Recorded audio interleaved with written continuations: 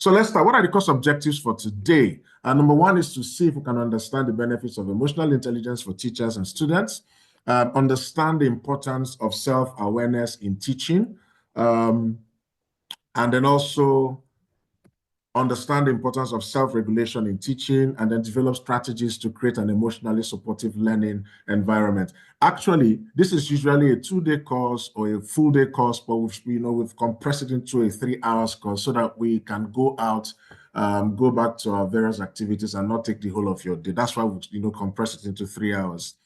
All right, so very quickly, what do you think are the qualities of an effective teacher?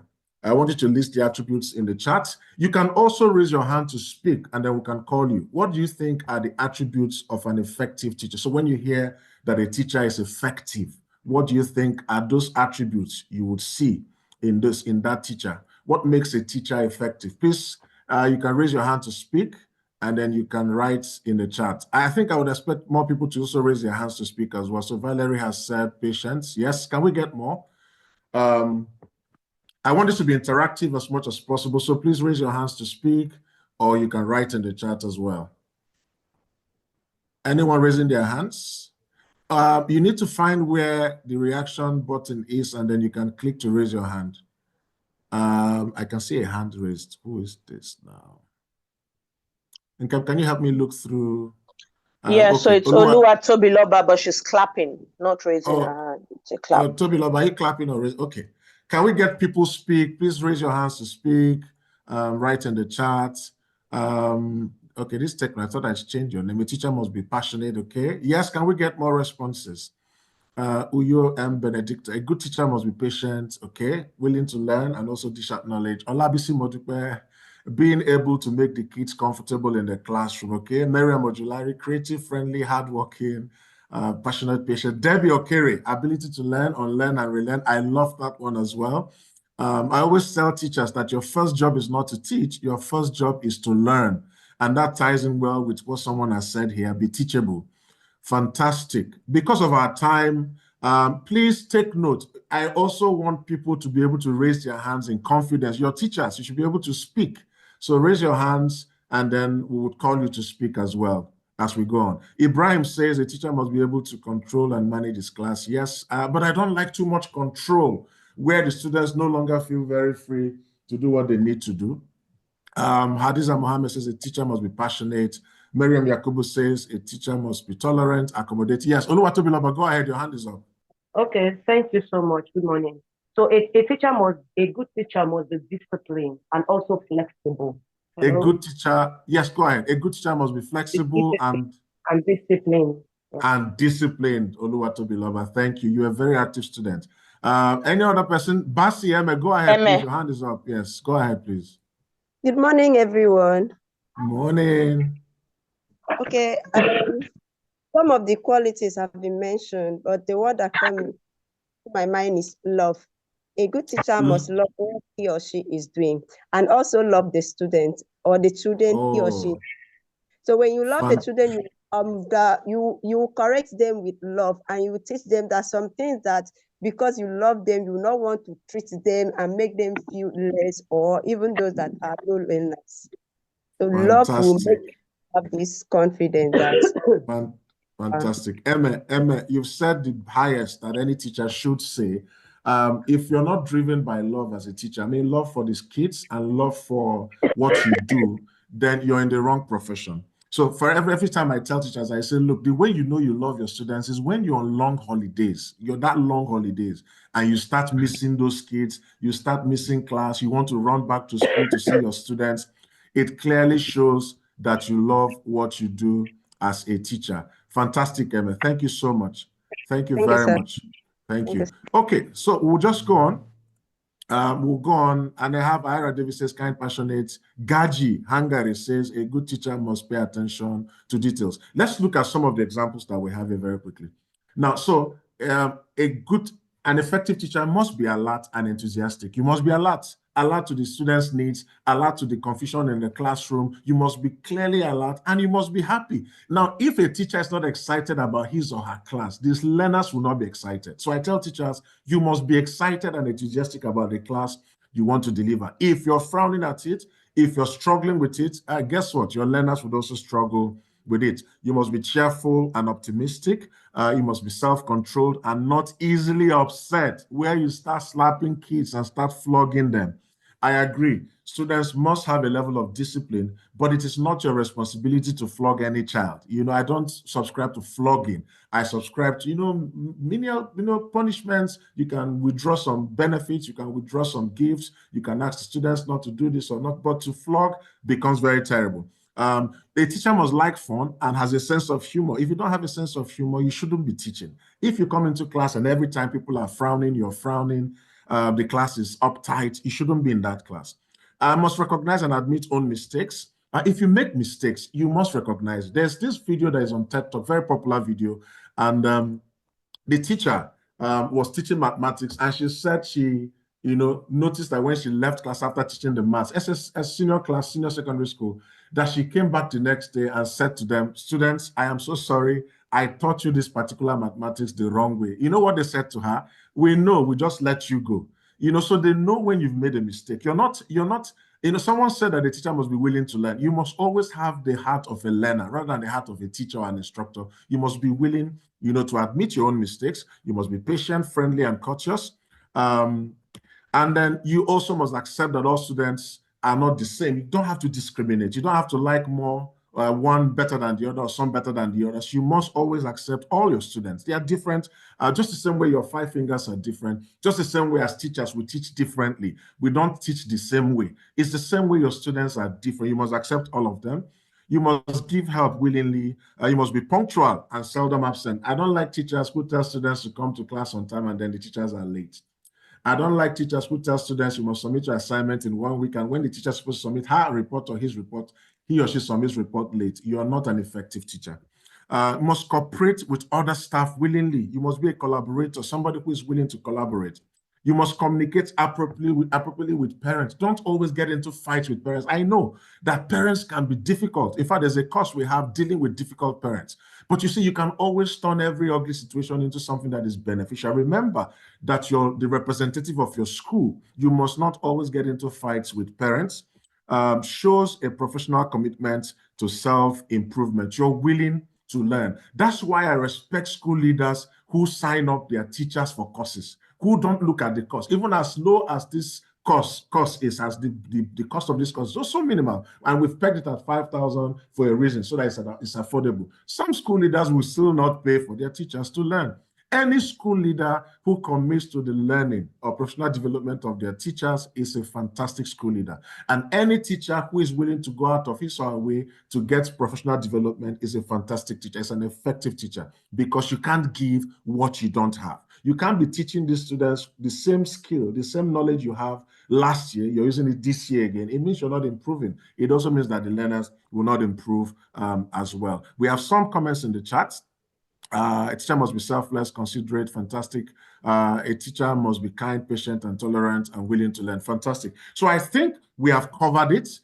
Just a bit of introductions. I'm now going to invite Nkem to take us through Module 1, which is Introduction to Emotional Intelligence. Nkem, over to you, please.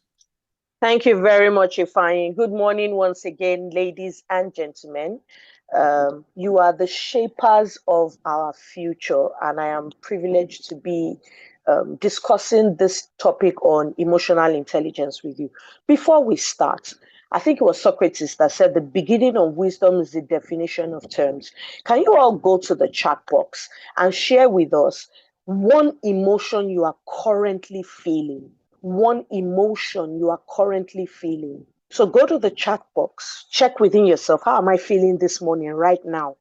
And be honest with yourself. This is that trend. We listen, we don't judge. This is one of those spaces. Tired. Oh, thank you, Oluwatobiloba. Excited. Okay, thank you, David. How are you feeling this morning? Can you share the emotion? Just one. We realize you can feel a lot of things at the same time, but which one is the most prominent one?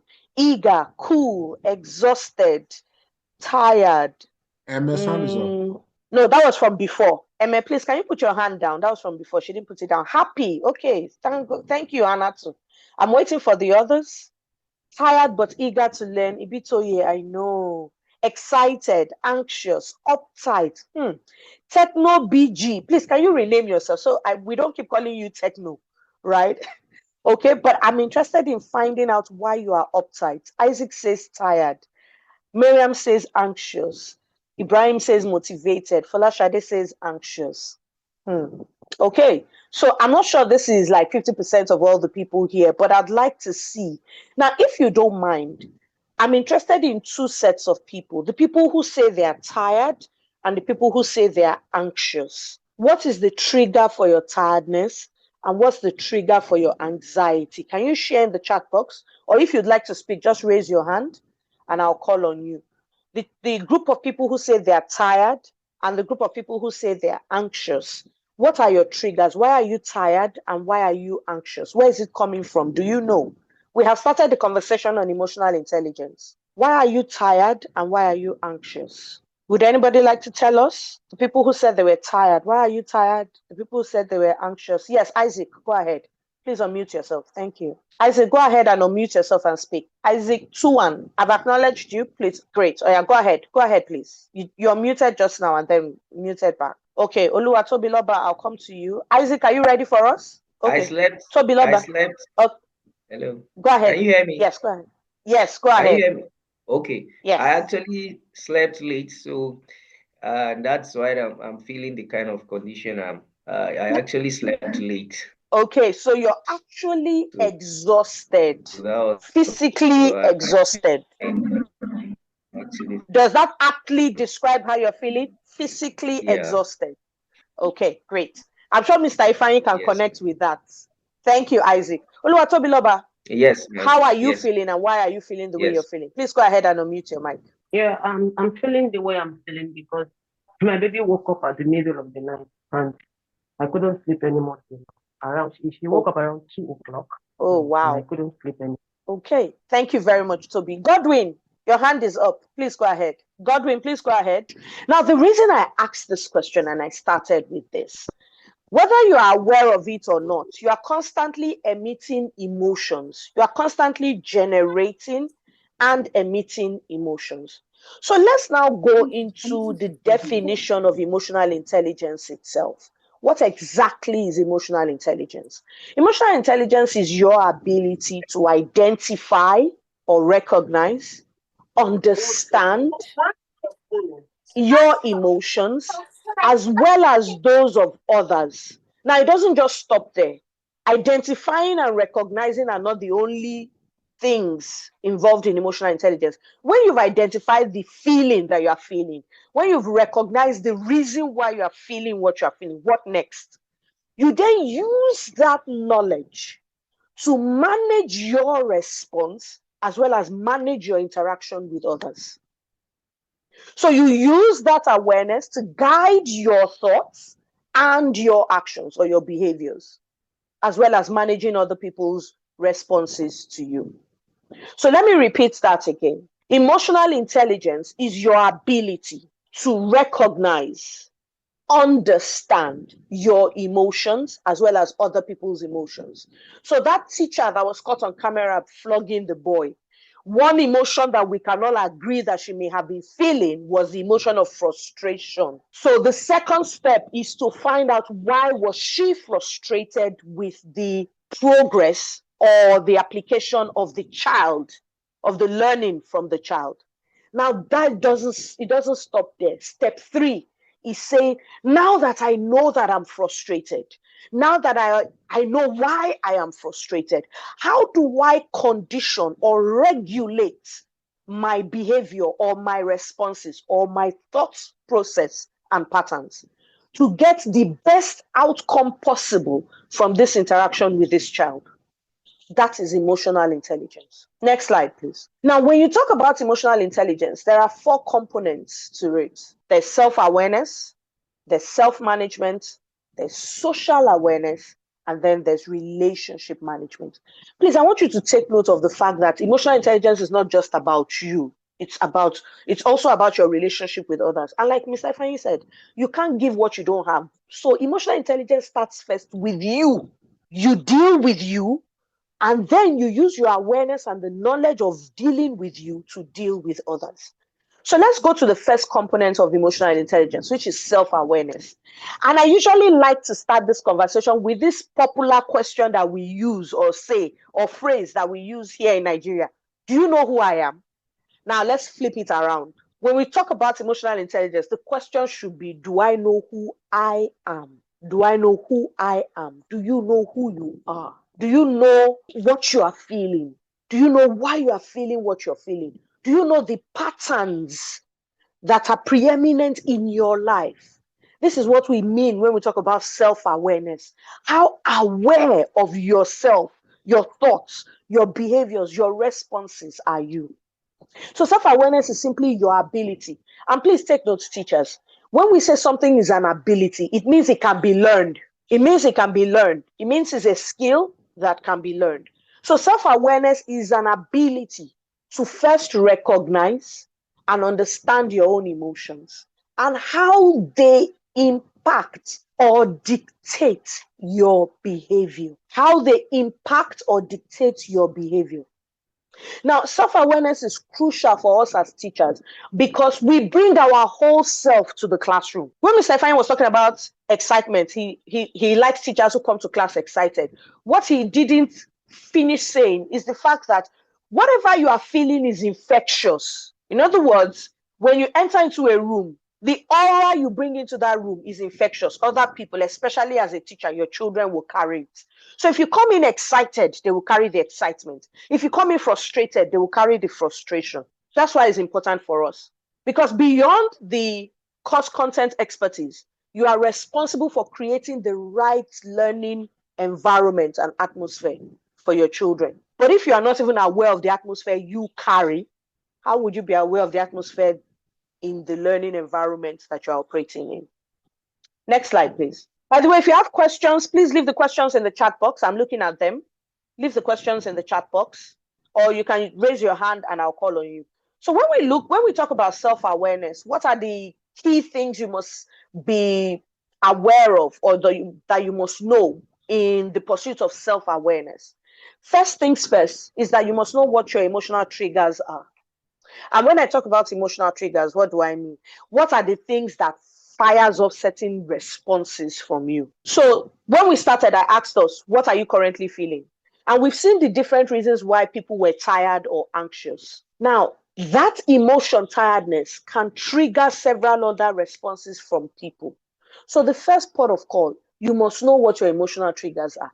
And sometimes your emotional triggers are tied to your past trauma. Please let me drop it here now. Sometimes your emotional triggers are tied to your past trauma. So that means as teachers, we are most likely carrying trauma into our classes. So I'll give you an example. Do you guys remember when we were growing up, if we asked our parents questions, one of the responses, the reactive responses we get is, why are you asking me such a question? Shouldn't you know it? Why did I send you to school? Or something in that nature. Or they tell you to go and bring something, you say, where should I put it? They say, no, put it on my head. Right? Now, teachers, step back. How are you equally responding right now to such questions in your own environment now that you are a parent and that you are a teacher? Past traumas. Some of us, when we were in school, our teachers never even paid attention to us. They just came to class, they did their teaching. If you misbehaved, they flogged you. We may be carrying past traumas into the classroom. Number two, you need to understand your emotional patterns. So when you are triggered, what are the likely responses that happens? And how do you find out your emotional patterns? You need to do self-reflection. Go back to events that happened and how you responded to those events and check several events to see if it's the same type of response to the same type of trigger. That's what we mean by finding out your emotional patterns. Then last but not the least, now let me ask this question. Let me see if anybody will get it. How many identifiable emotions do you think that a human being can have? Let me know in the chat box. How many emotions do you think humans typically can have? And I see this comment by Ibrahim. Ibrahim says, a student asked me, sir, you can't shout on me because my school fees is your salary. I was very shocked and not happy, but I have to move on. Okay, we'll come to that, Ibrahim. We would explore what your emotional response to that particular statement was. But let me see. Infinity, Debbie, it's not true. Debbie is not true. There's a number to it. There's a number to it. Zulfu, you said 2, only 2 emotions. Zulfu, okay, so what are those emotions? More than 10. Boss said, I see what you are doing there. If you are the one that asks your children how many emotions and they say more than 10, what's the mark you will give them? It's a specific number. Let me see if you can get it. Let me see. Just, you can hazard a guess. And if you'd like to speak, you can unmute your mic and speak. How many emotions do you think human beings have a range to accommodate? How many emotions? 15? Okay. Techno, 3. I'm interested in the 3. A person can typically have 8 basic emotions. Okay. Thank you, David. I will say about 10. You can feel a range of emotions, high, low, angry. Yeah, but there are, Ibitoye, I'm talking about specific emotions. It can be numbered. It's numbered, Ibitoye. Yes, there is a range. So for instance, anger is an emotion and there's a range for anger. But anger is just one of many emotions. 10, 6. Okay, let's do this because we are teachers. Can someone quickly go to Google and type in how many emotions can a human being feel? Let me see how many comes up. Can you quickly go to Google and do that search very quickly? How many emotions can a human being feel? David said something. So there are primary emotions and then there are secondary emotions. So basic emotions, David, you may be on to something. But let's do a quick search. How many emotions can the average human being feel? How many emotions can a human being feel? Can you go to Google? Let's do that quick search. At least 27. At least. Okay? At least. I'm saying at least. At least. At least. Okay. Any other responses? How many emotions can a human being feel? What's the response? 14 distinct emotions. Primary. Okay, yes, there's primary and then there's a secondary, Hadiza, yes.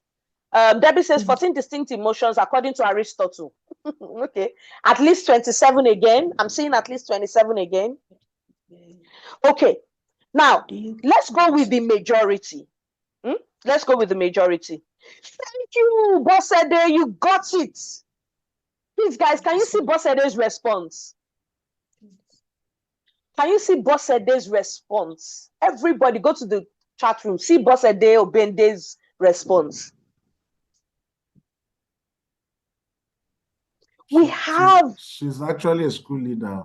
Oh, really? We have up to 34,000 distinct emotions. 34,000 distinct emotions. Now, you know what I have noticed over time, and this is scientifically at least 27, at least, okay? At least, I'm saying at least. At least, okay. Any other responses? How many emotions can a human being feel? What's the response? 14 distinct emotions. Primary. Okay, yes, there's primary and then there's a secondary, Hadiza, yes. Debbie says 14 distinct emotions according to Aristotle. Okay, at least 27 again. I'm seeing at least 27 again. Okay, now let's go with the majority. Let's go with the majority. Thank you, Bossede. You got it. Please, guys, can you see Bossede's response? Can you see Bossede's response? Everybody go to the chat room. See Bossede Obende's response. We have... She's actually a school leader. Oh, really? We have up to 34,000 distinct emotions. 34,000 distinct emotions. Now, you know what I have noticed over time, and this is scientifically proven, that most of us, especially in this part of the world, are not emotionally literate. In other words, we don't know or have a full breadth of the distinct names of emotions. And this last part, when it comes to self-awareness, if you can't label it, you can't appropriately address it. If you do not know the name for it, you can't appropriately address it. And it's coming from the fact that we didn't get emotional intelligence literacy growing up.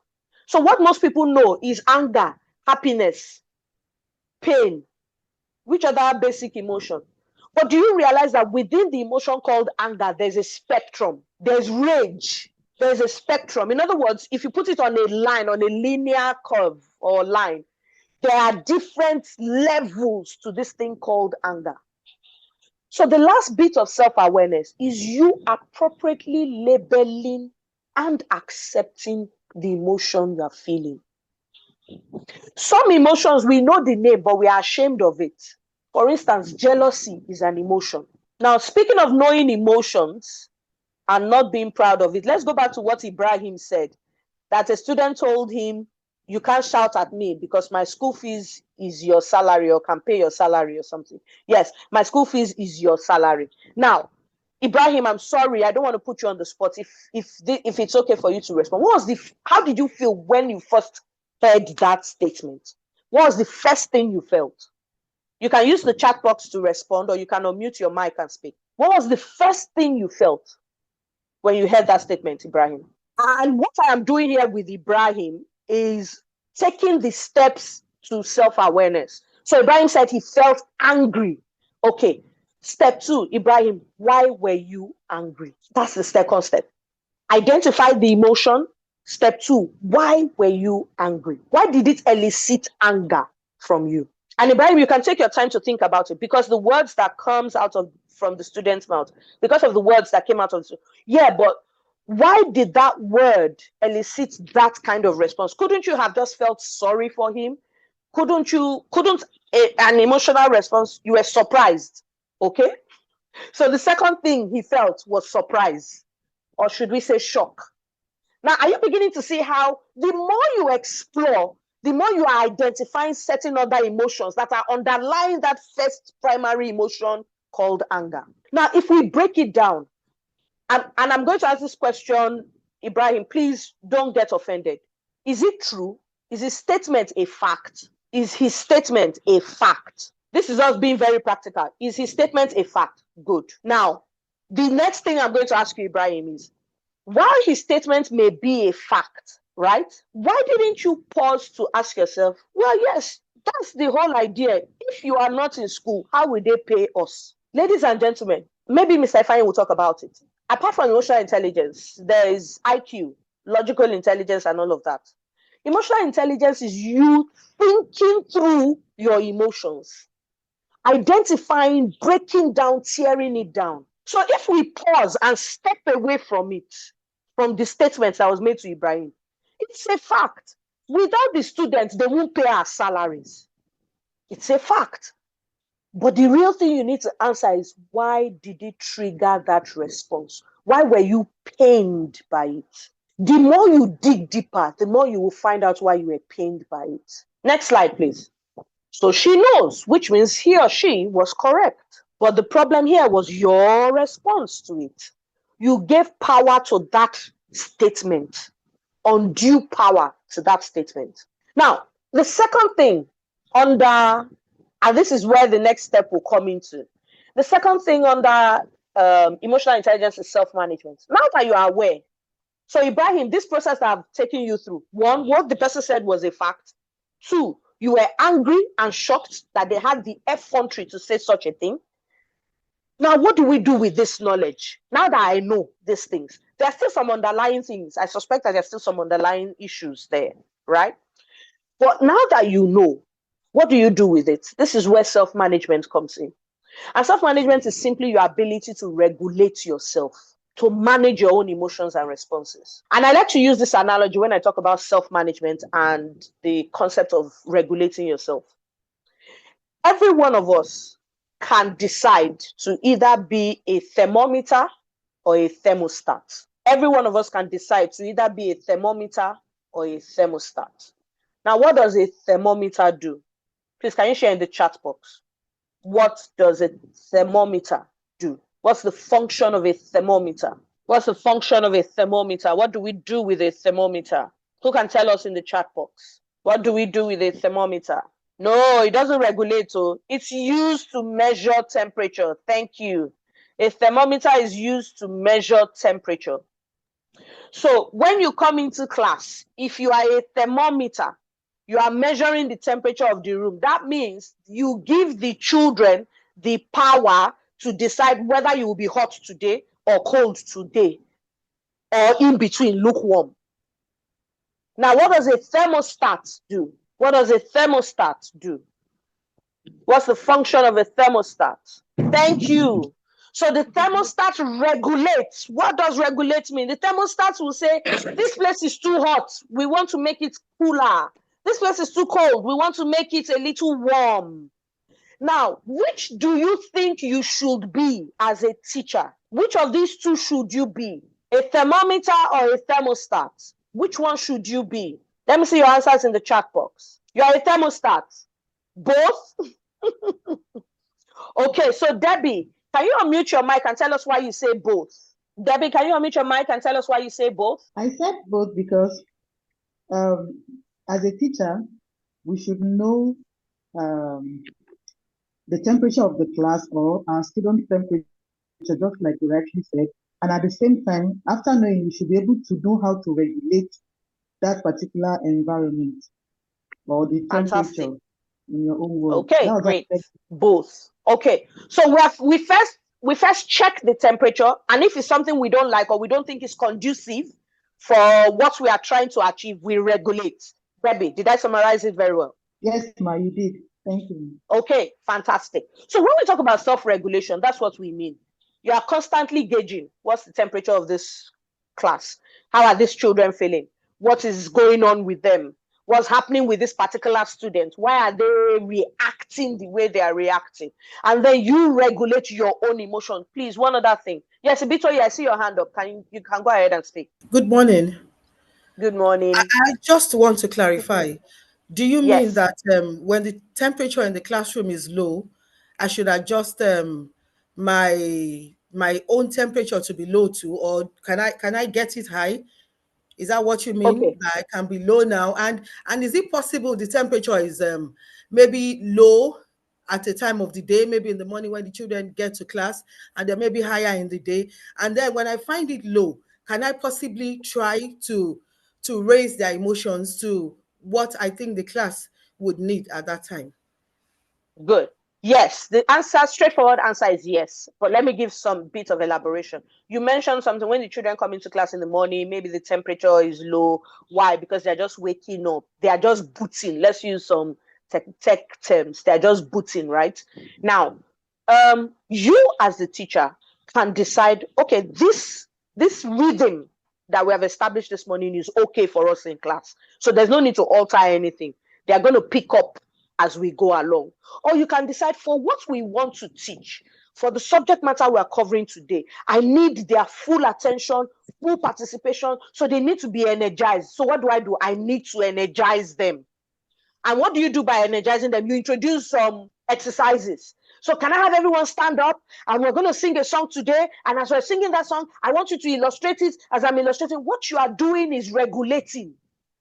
With that exercise, what you have done is regulate the temperature in that room.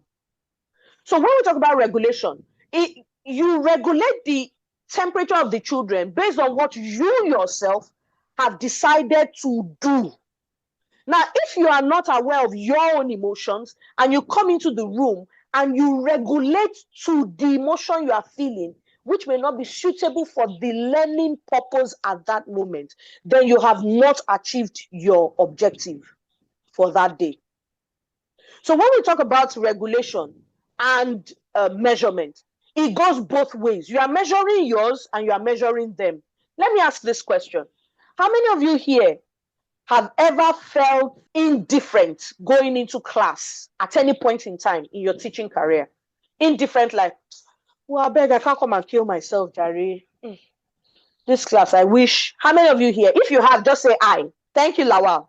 Have you at any point in time felt indifferent about going into class? You know, like, oh God, I wish I didn't have to go to class today. Or, well, I can't come and kill myself. I will just enter and teach. If they like, they should learn. If they like, they should not learn. Have you ever felt like that? Has anybody ever felt like that? You have felt it. Okay. But how many of you have noticed that even when you feel indifferent, the moment you step into the class, you just seem to perk up. You don't know where the energy comes from. You just perk up and you're teaching and you're teaching. And then after the lesson, you come back and you're thinking to yourself, oh, where did all that energy come from? What you don't understand or what you haven't been aware of is the fact that what you have done is, in spite of how you felt, you regulated yourself to deliver what was required to be delivered. So I hope that answers your question. Okay. So self-regulation is your ability to check temperature in the class, not just the temperature of the children, but your own. It starts with you first. One of the things about emotional intelligence is that it's an inside-out approach. You deal with you first, and then you are able to influence the other people outside of you. So self-regulation is you saying, in spite of the fact that my baby didn't allow me sleep today, you mentally steel yourself. Okay, I'm going into class this morning, and we're going to be talking about a boring subject, but I need to make it interesting for them to be able to like it and understand it. So you go in there and you do your thing. You have regulated your emotion. You've taken charge of that somewhat negative or lukewarm emotion, and you've injected positivity and energy into the room. The second thing you have to take note of when it comes to self-management is that you must be able to manage your stress. All of us are going through stress. Financial stress, environmental stress, economic stress, social stress, marital stress, family stress, all sorts of stress. Health stress, mental stress. Stress is an integral part of our existence, by the way. And there's good stress and bad stress. But you must be able to manage stress. And this means that you must be aware of what your stress triggers are and how your stress symptoms show up. For some of you, your stress triggers show up as headache. For some of you, your stress triggers show up as not being able to concentrate. So how do your stress symptoms show up? And what are your stress triggers? Stress triggers are the things that cause you stress. Stress symptoms are how your stress shows up. So a stress trigger could be hunger. How does your stress trigger show up as a symptom? Impatience. So if you understand these two elements, the trigger and the symptom, it's easier for you to know how to manage it. Then last but not the least, we talk about setting boundaries. Now, Ibrahim talked about the student that made that statement to him. Now, in that situation, one of the things Ibrahim could have done, for instance, would have been to set boundaries. Such kinds of conversations, while they may be a fact, they are inappropriate and rude. So one of the things Ibrahim could have done was to confidently but firmly state, yes, you're correct. The reason why we are here is because you are here. Your school fees pays my salary. However, if your school fees could do the teaching, it would do the teaching. You are here to learn. And my job is to make sure that there is a transfer of learning. It's not just about the money. The money makes everything else work. But the real work is in the transfer of knowledge. And that's why I'm here. And so sometimes when I believe you can do more or you can do better and you don't do it, it frustrates me. Hence, the reason why I shout. But you can't say that if you haven't, reflected on why you were shouting. Next slide, please. So after self-management, the next thing you need to look at is social awareness. How aware are you of the environment you're operating in, of the people you're constantly interacting with? So social awareness is you being able to recognize and understand emotions in others. And typically when I come to this part, I usually ask a question.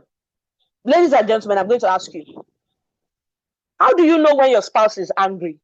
What are the telltale signs that your spouse is angry? Share with us in the chat box. How do you know? What are the telltale signs that your spouse is angry? Please share with us in the chat box. For those of you who don't have spouses, who is the closest person to you? How do you know that they are angry? What's the telltale sign? Ibrahim says they are moody. Okay. Yeah. So Ibrahim, they are moody. Moodiness is an emotion, but how does it show? They withdraw. Okay. Thank you. Withdraw and facial expression. Their countenance. Okay. He'll just keep to himself. So Mariam, that means he withdraws as well. Ooh, Victoria, thank you. Victoria, you've used the primary word, facial expression. Thank you, Gaji. Our children also have these facial expressions and behavior. In fact, the critical word here is that you can tell a person's emotion, or you can guess a person's emotions from their behavior. A sure way of finding out a person's emotion is also by engaging them, having a conversation. How are you feeling? What's going through your mind right now? So for you to be socially aware, there are 3 things you need. Their attitude, great. 1, you need to display or express empathy. Empathy is not sympathy. Empathy is you understanding what it feels like for the other person. So let me break it down. Because in this part of the world, I find that we don't know how to differentiate the two. Empathy is saying, Ibrahim, I understand how you must have felt when that girl said what she said to you. You must have been really angry. This is me expressing what I think Ibrahim would feel.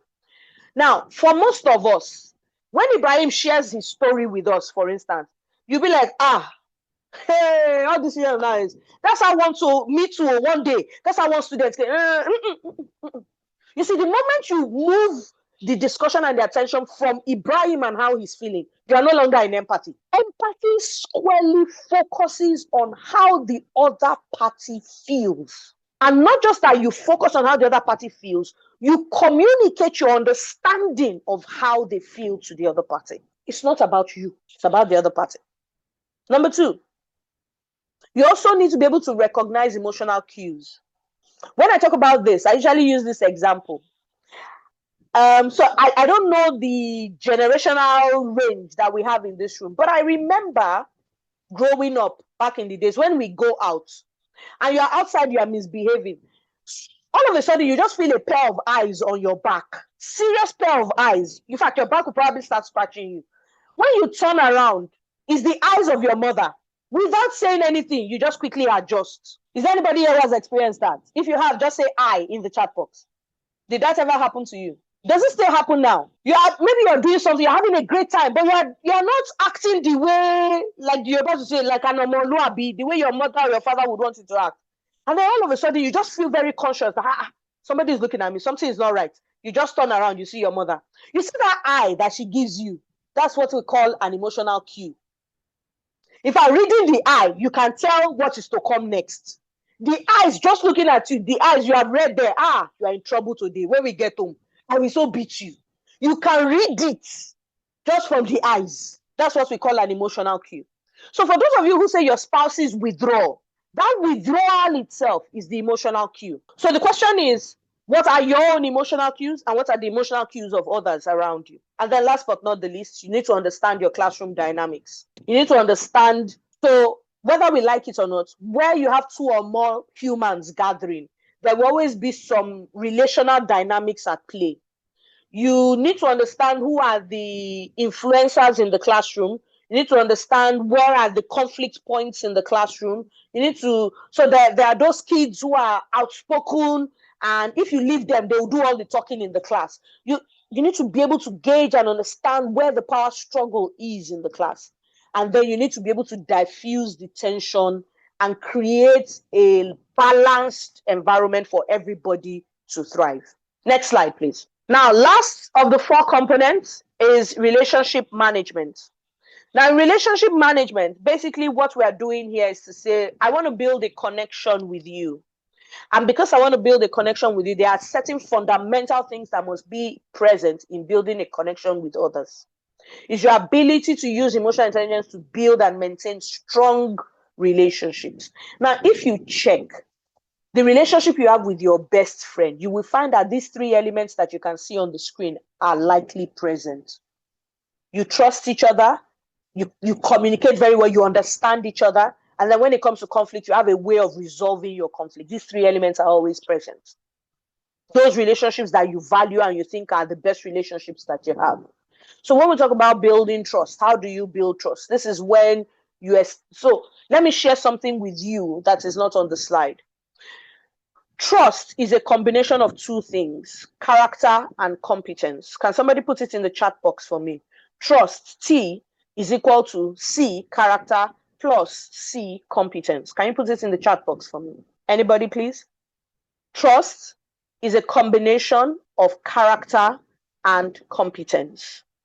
So when we say build trust, we're asking you to leverage these two elements of trust as you connect with your children, with your colleagues, with their parents. Thank you very much. So let's look at some of the examples we have on the screen. We said a teacher can establish trust with students, colleagues, and parents by being approachable, reliable, consistent. When you use the phrase, I trust you, right? You are saying one of three things. I have confidence in your character, or I have confidence in your competence, or I have confidence in your character and competence. So let me break it down. If we asked your children, thank you, Folashade. If we asked your children, why do you like teacher Folashade, or why do you like teacher Beatrice? What do you think they will say? If they say, oh, I like teacher Beatrice because she's reliable, or I like teacher Folashade because she's approachable, or I like teacher Folashade because she understands the subject of chemistry. Reliability is a character element. Approachability is a character element. She understands chemistry is a competence element. So to build trust with people, you must develop your character and you must develop your competence. If you go back to the list of elements of an effective teacher that Mr. Ifeanyi listed earlier on, you can broadly divide them into these two categories, character and competence. So as an effective and emotionally intelligent teacher, your goal should be that at any point in time, these two elements, character and competence, there's a balance in your life. The next thing is effective communication. How do you communicate? You know, one of the ways you show empathy is the way you speak to people. So you failed. Is that a new thing? Are you the first person to fail? My friend, get over yourself and, get to work. Oh, you failed? You feel sad that you failed? Oh, I'm so sorry to you. But why are you sad? How you speak to people shows whether you have empathy, shows whether you trust them, shows whether you are emotionally intelligent. And then last but not the least, anywhere there are two or more people, no, scratch that. Anywhere there's one person, there will always be conflict. Because even you have conflict within yourself. There's what we call internal conflict. Should I not? Should I not? How much more when you are interacting with a lot of other people? So one of the key strengths of an emotionally intelligent person is that they are able to manage conflict and leverage it to get the results that they are looking for. Conflict can be good. It depends on how you have managed it. More often than not, when there is conflict, it's because people's emotional needs are likely not being addressed.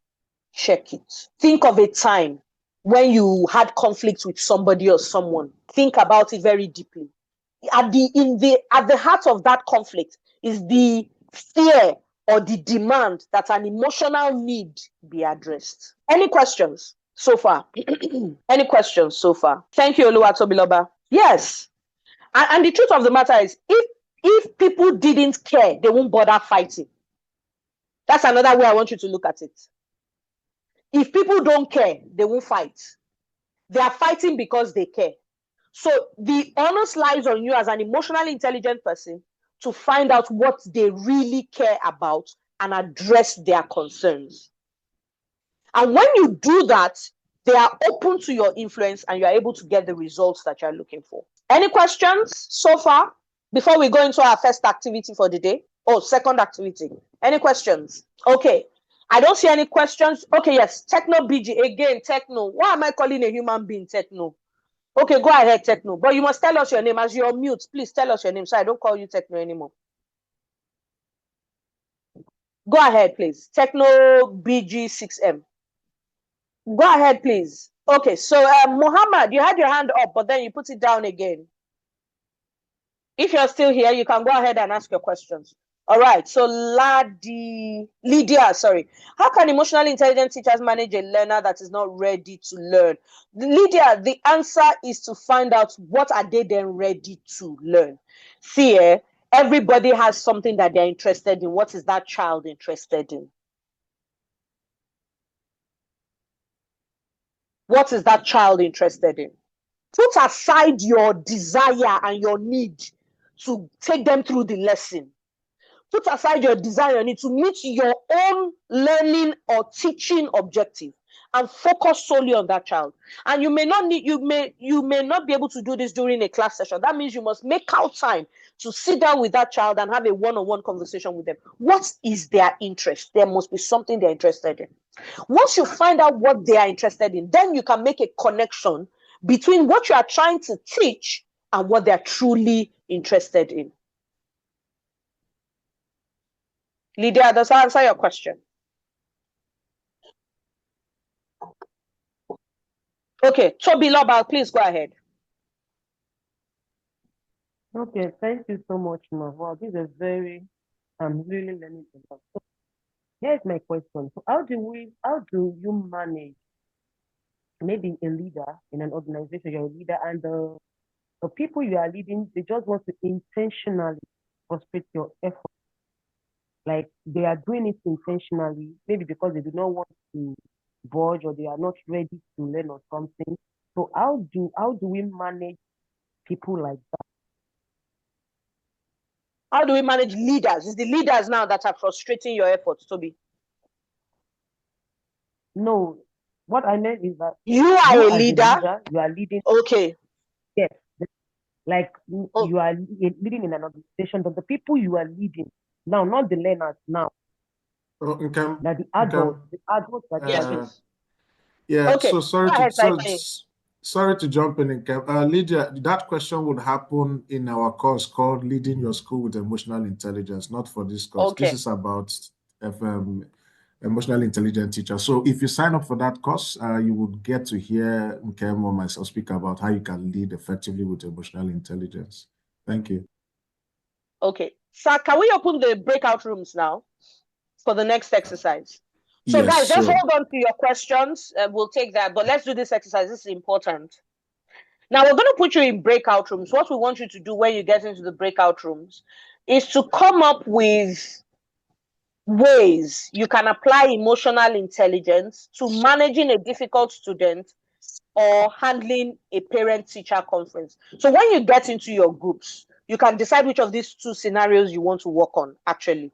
But what we want to see when we come back from the breakout session is how are you going to apply emotional intelligence, the things we've talked about so far, that is self-awareness, self-management, social awareness, and relationship management. How are you going to use these 4 elements of emotional intelligence to manage the scenario of either a difficult student or handling a parent-teacher conference? So that means when you discuss, after your discussion, choose a spokesperson for your group to present to the rest of us what you have come up with. Are you ready, sir? Yes, I am. They can also take a screenshot so that they remember what the activity is. Okay, so everyone please take a screenshot. Take a screenshot quickly so you can remember. Remember, let me run you through the steps again. When you get into the groups, the first thing you need to do is decide which scenario you're working on. Are you taking the managing a difficult student or you're taking handling a parent-teacher conference? Step 2, discuss amongst yourself what or how you can apply the 4 components of emotional intelligence to address the scenario you've selected. Step 3, pick a spokesperson for your group. And step 4, when we all come back from the breakout session, we will then hear the different presentations. Okay, so sir, you can open the rooms so that How many everyone minutes do they have? Okay, so everybody, we have 6 minutes to have this discussion, and then your presentation will be 1 minute each. Go straight to the point, okay? All right, sir. Yeah, rooms are open. Rooms are open. Please just click on join, and then it will take you in there very quickly. Okay, great. So, sorry, Mr. Fine, how many rooms did we have?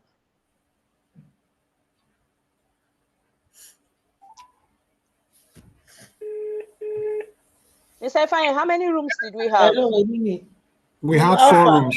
Violet. Forums. Okay, great. Yes. Violet, what and what? Violet, lily, rose, hibiscus. Rose and hibiscus. All right.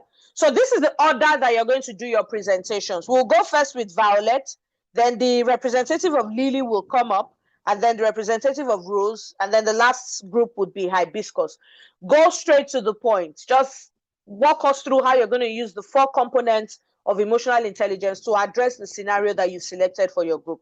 So can we have the representative of Violet unmute their microphone and walk us through what they discussed in their team?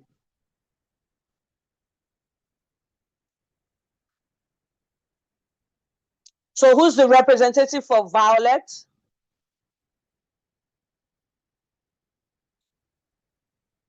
Violet had Nandi, Emebasi, Hadiza Mohammed, Manir, Balabisi, Victoria. Okay, so who was who did you select as your representative?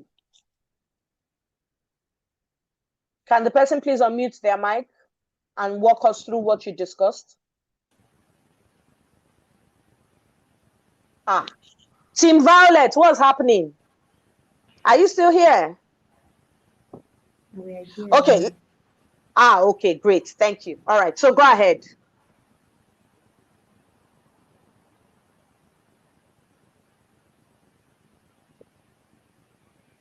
Team Violet, please go ahead. If they are not ready, we'll move to the next. Okay, Hadiza said yes. They said yes. Oh, yeah, speak. Sorry, Nkem. No problem. So Hadiza, do you want to unmute your mic? Who's supposed to be representing you? Or any one of you can represent you since you all discussed it. Okay. I think we need to come down to the level of the student. In handling a difficult student, we need to you need to come down to his level and then know what the difficulty is before you could be able to help the person out. Okay.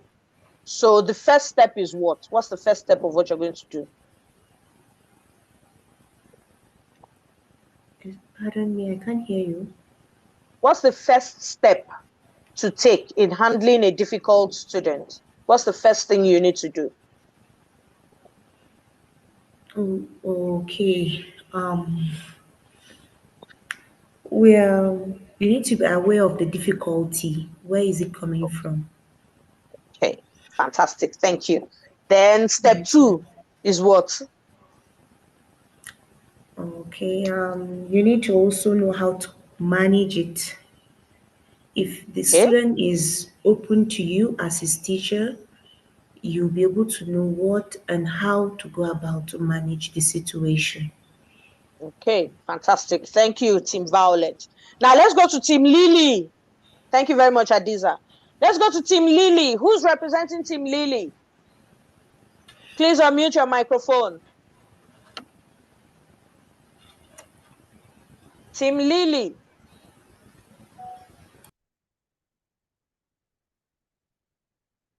Team Lily, please, can you come on board? Who's representing you? Techno BGM. Is it Techno What's BGM? your real name?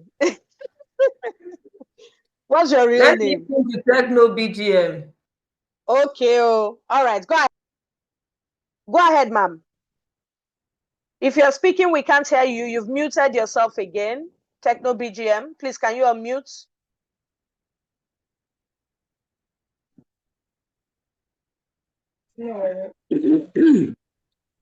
Hello, everyone. Hi. Okay, I'm Clara Wabweze.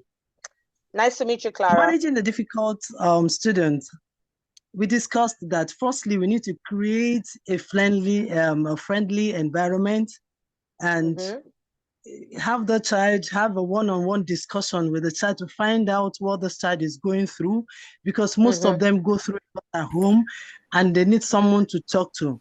I have an example. I'm not going to talk about that child now, but it's something I'm so happy I could do. So I talked to this child and the child opened up to me and I try to help him by listening to him anytime he comes around and help him through it. I know we are not done, but the fact that he comes to school happy makes me happy every day. So with that, I try to empathize with this student and try to find out if he's having any challenge in school and try to see how I can come in through for him. So we discussed that we show empathy and try to profile solution. So that's that for Okay. now. Thank you very much. Fantastic. Thank you very much, Team Lily. I like that. Team Rose. Team Rose. Team Rose, can we hear from you?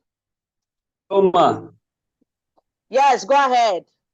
I'm Muhammad Rabiu Abdullahi, representing Hi. Team Rose. Muhammad Okay. Rabiu Abdullahi. Okay, great. Go ahead, Muhammad. Okay, sorry for that. I joined my own. I'm joining with Mr. Imran. He has issue with his gadget, so you see my name attached to Mr. Imran Abdullahi. Okay, that's fine.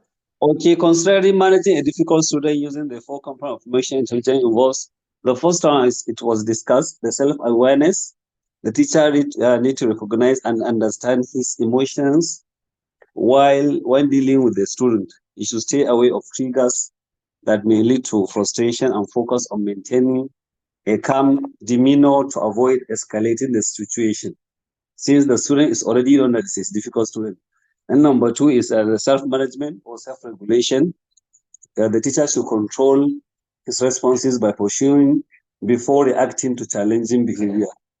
The teacher should use strategies like deep breathing or counting to maintain composure, ensuring his action remain constructive and professional. Then the third one, that's to show empathy, try to understand the student perspective and underline issues, listen actively and show genuine concern for their feelings, which can help build trust and address the root cause of their behavior, especially for the teenagers, especially the upper primary and the secondary school. Then the social awareness or the social skills. The teachers use effective communication and conflict resolution techniques. The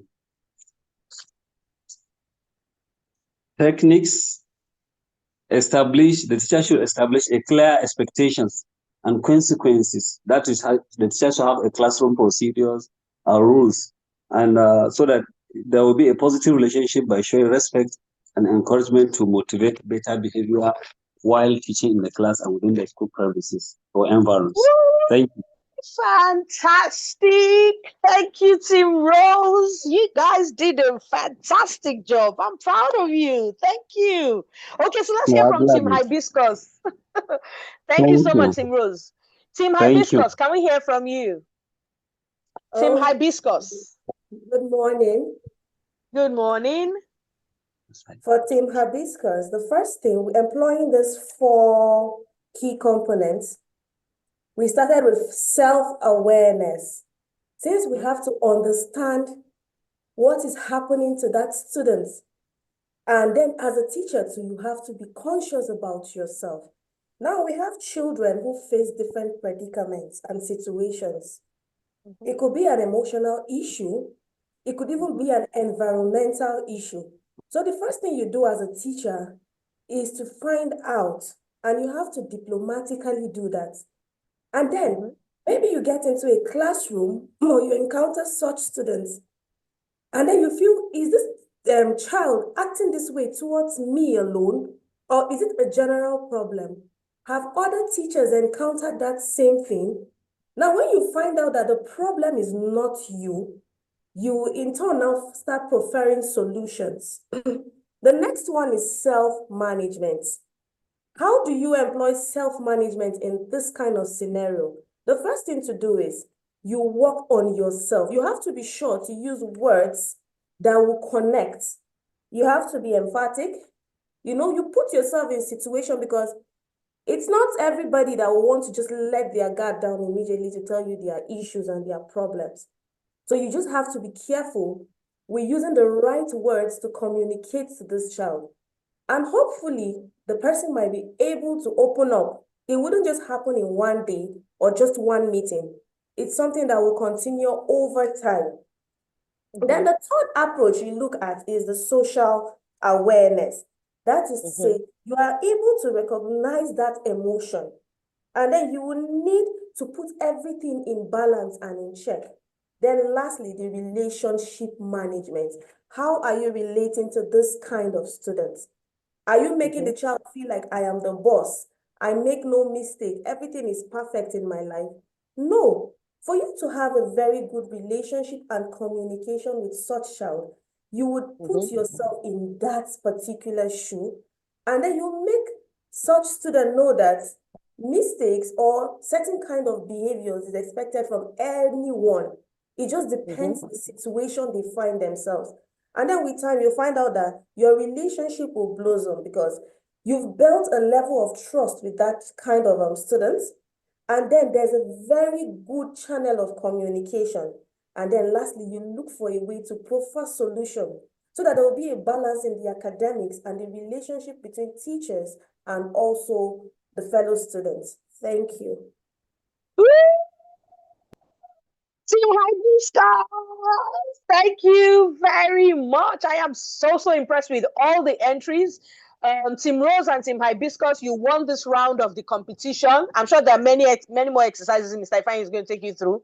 But Team Hibiscus and Team Rose, you are par and you are winning this round. Now, but I want to leave you with a thought before I invite Mr. Ifeanyi. I want to leave you with a thought. And this is around the component called self-awareness. Now, all of you chose dealing with a difficult student. But self-awareness, step away a bit. What makes this student difficult? Are we saying this student is difficult because they are not doing what we expect or want them to do? What are the parameters for defining difficulty? Or is difficulty defined based on my own biases? These are some of the questions that you need to answer under self-awareness, because sometimes the people or the children we label as difficult are not necessarily difficult. So what's the basis for labeling that child difficult? And how is my bias getting in the way of properly identifying this child and whatever the issues with this child is? So thank you so much for your time today. I'm going to hand over to Mr. Ifeanyi, who will continue the conversation on emotionally intelligent teachers. I look forward to meeting each and every one of you again in our subsequent sessions that we're going to be pushing out as time goes on. Mr. Ifeanyi, over to you. Thank you very much. Fantastic. Can we give Nkem a round of applause? You can use the emojis to react or in the chat, just say well done. Fantastic presentation as always. She's my most senior partner in this business. And we have another meeting actually that we're supposed to be in. So she will be in that meeting silently while she's also here as well. Fantastic. Now, if this session has been fantastic for you, can you write in the chat and say fantastic session? Just write in the chat and say fantastic session. Fantastic session. Remember to stay till the end. You will hear the goodies that we have for you guys at the end of the class. I agree. Fantastic session. Fantastic session. All right, so let's get into module 2 very quickly. We're going to be looking at emotional recognition, and some of you had mentioned some of the sort of emotions that we do have. Nkem said, I mean, by research about 34, 37,000, I can't remember what that number is. But there are primary emotions and there are secondary emotions, and you need to know them. We're not going to get into the details of what they are or the specifics, just like she said, certain emotions have several varying spectrums. So for example, anger would have several spectrum.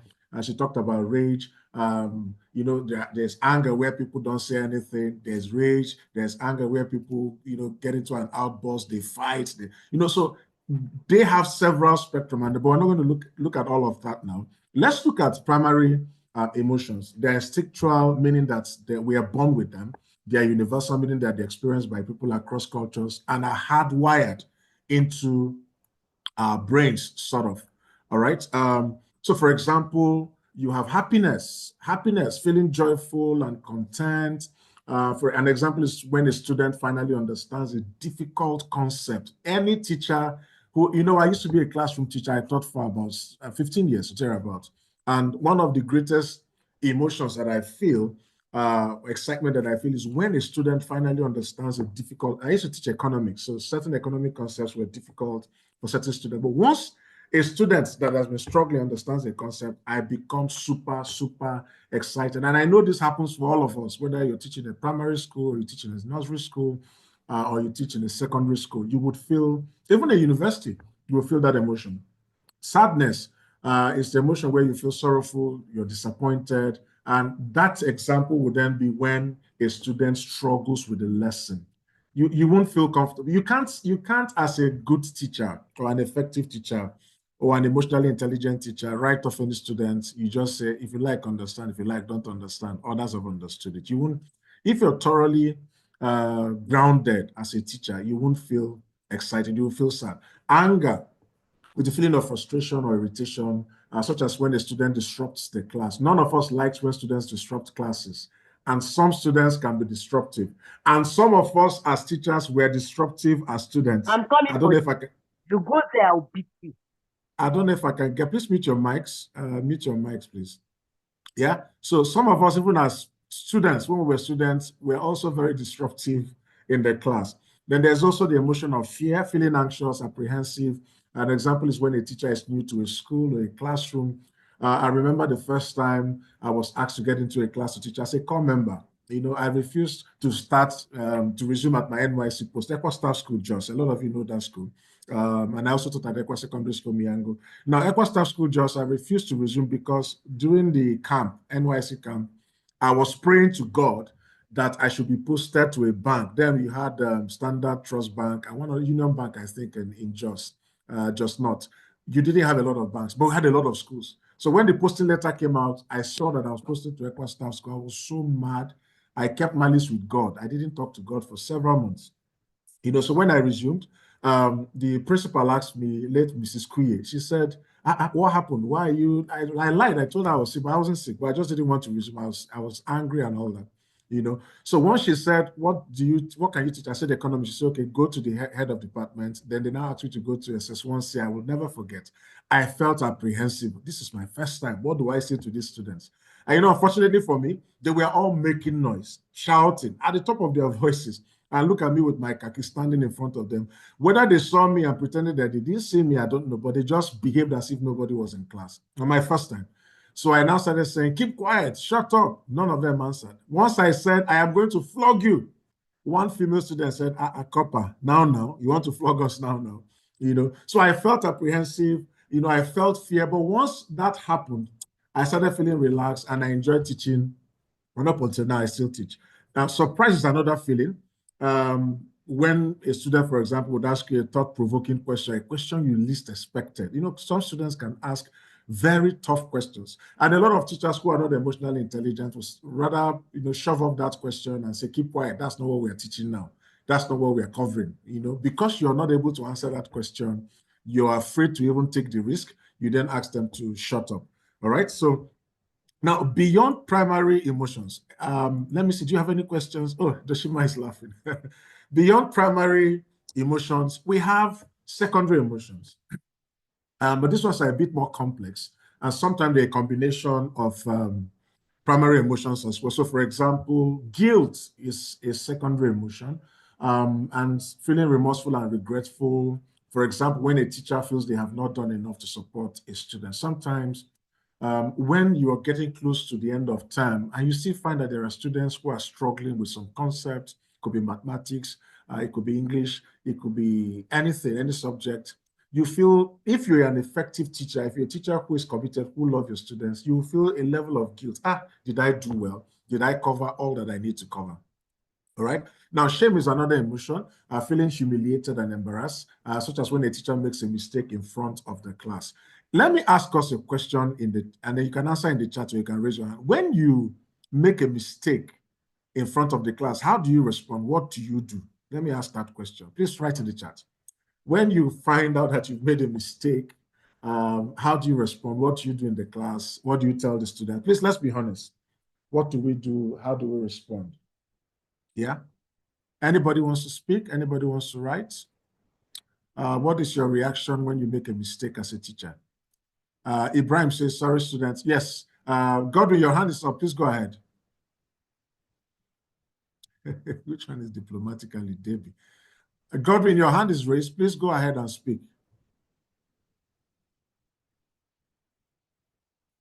Godwin, unmute yourself and speak. We can't hear you. Okay, yeah, sorry. Can you hear me now? clearly, as clear as the day. Yes. Okay. Yeah. So good afternoon. I've had a couple of times where I realized that I didn't do what was right, but what I did was in my situation, I happen to teach students who come from these middle class families, and with the internet, they have a lot of exposure. So sometimes they know even more than what you think they know. So where there was a time I pronounced a word, I teach English language, I pronounced a word and the students say, no, that's not the way it should be pronounced. It should be pronounced this way, I kind of felt taken by surprise, but I just calmed myself and I responded, because actually for English, what we do in Nigeria is ideally we're supposed to follow the British standard. There are actually dialectal variations in terms of pronunciation between the British dialect and the American dialect. Godwin, don't teach us. Just tell us how you respond to. Yeah. Yes. So I actually told the person that he was right. Great. And I said I was also right. Yeah. Great. You said you were also right. Oh, fantastic. Yes, because it was a thing about dialectal variation. You said I shouldn't teach, so I don't want to go into that. Okay. Because the way the British fine. pronounce is different than the way the Americans pronounce. So I didn't hush up the student and say she was wrong, but I say she was right, and I said I was also right. That was a great way to have handled it. Thank you, Godwin. Thank you so much. Yeah. Debbie says, okay, no, before Debbie, Ibrahim says, students, please correct this. Debbie says, acknowledge diplomatically. Please mute your mic, Godwin. And then Uyo Benedicta says, I immediately apologize and sometimes laugh about it. I make them understand that mistakes are natural with human relation. Okay. Clara says, I apologize and make corrections. Falashade, I create jokes to cover up. Yes, that's one good way to do it. Hadiza Mohammed says, I acknowledge, apologize, and then correct myself. MS says, I quickly say sorry, and then thanks. Dushima says, I'm not ashamed to acknowledge, and then I apologize. Fantastic, because you would make mistakes. We are not, how do I put that now? Every human being makes mistakes. Teachers will make mistakes. You're not insulated from making mistakes. Now, Nkem talked about jealousy, feeling envious and resentful. An example is when a teacher feels threatened by a colleague's success. So, for example, how do you feel when you keep hearing that Mr. A, who is your colleague, is always winning Teacher of the Month? Every month, he or she is the Teacher of the Month. How do you feel? What sort of emotions run through your mind? Empathy. Nkem spoke a lot about empathy. So it's about putting yourselves in the other person's perspective and understanding things from their perspectives as well. Because of time, we need to move very quickly. Now, there's something called emotional reactivity.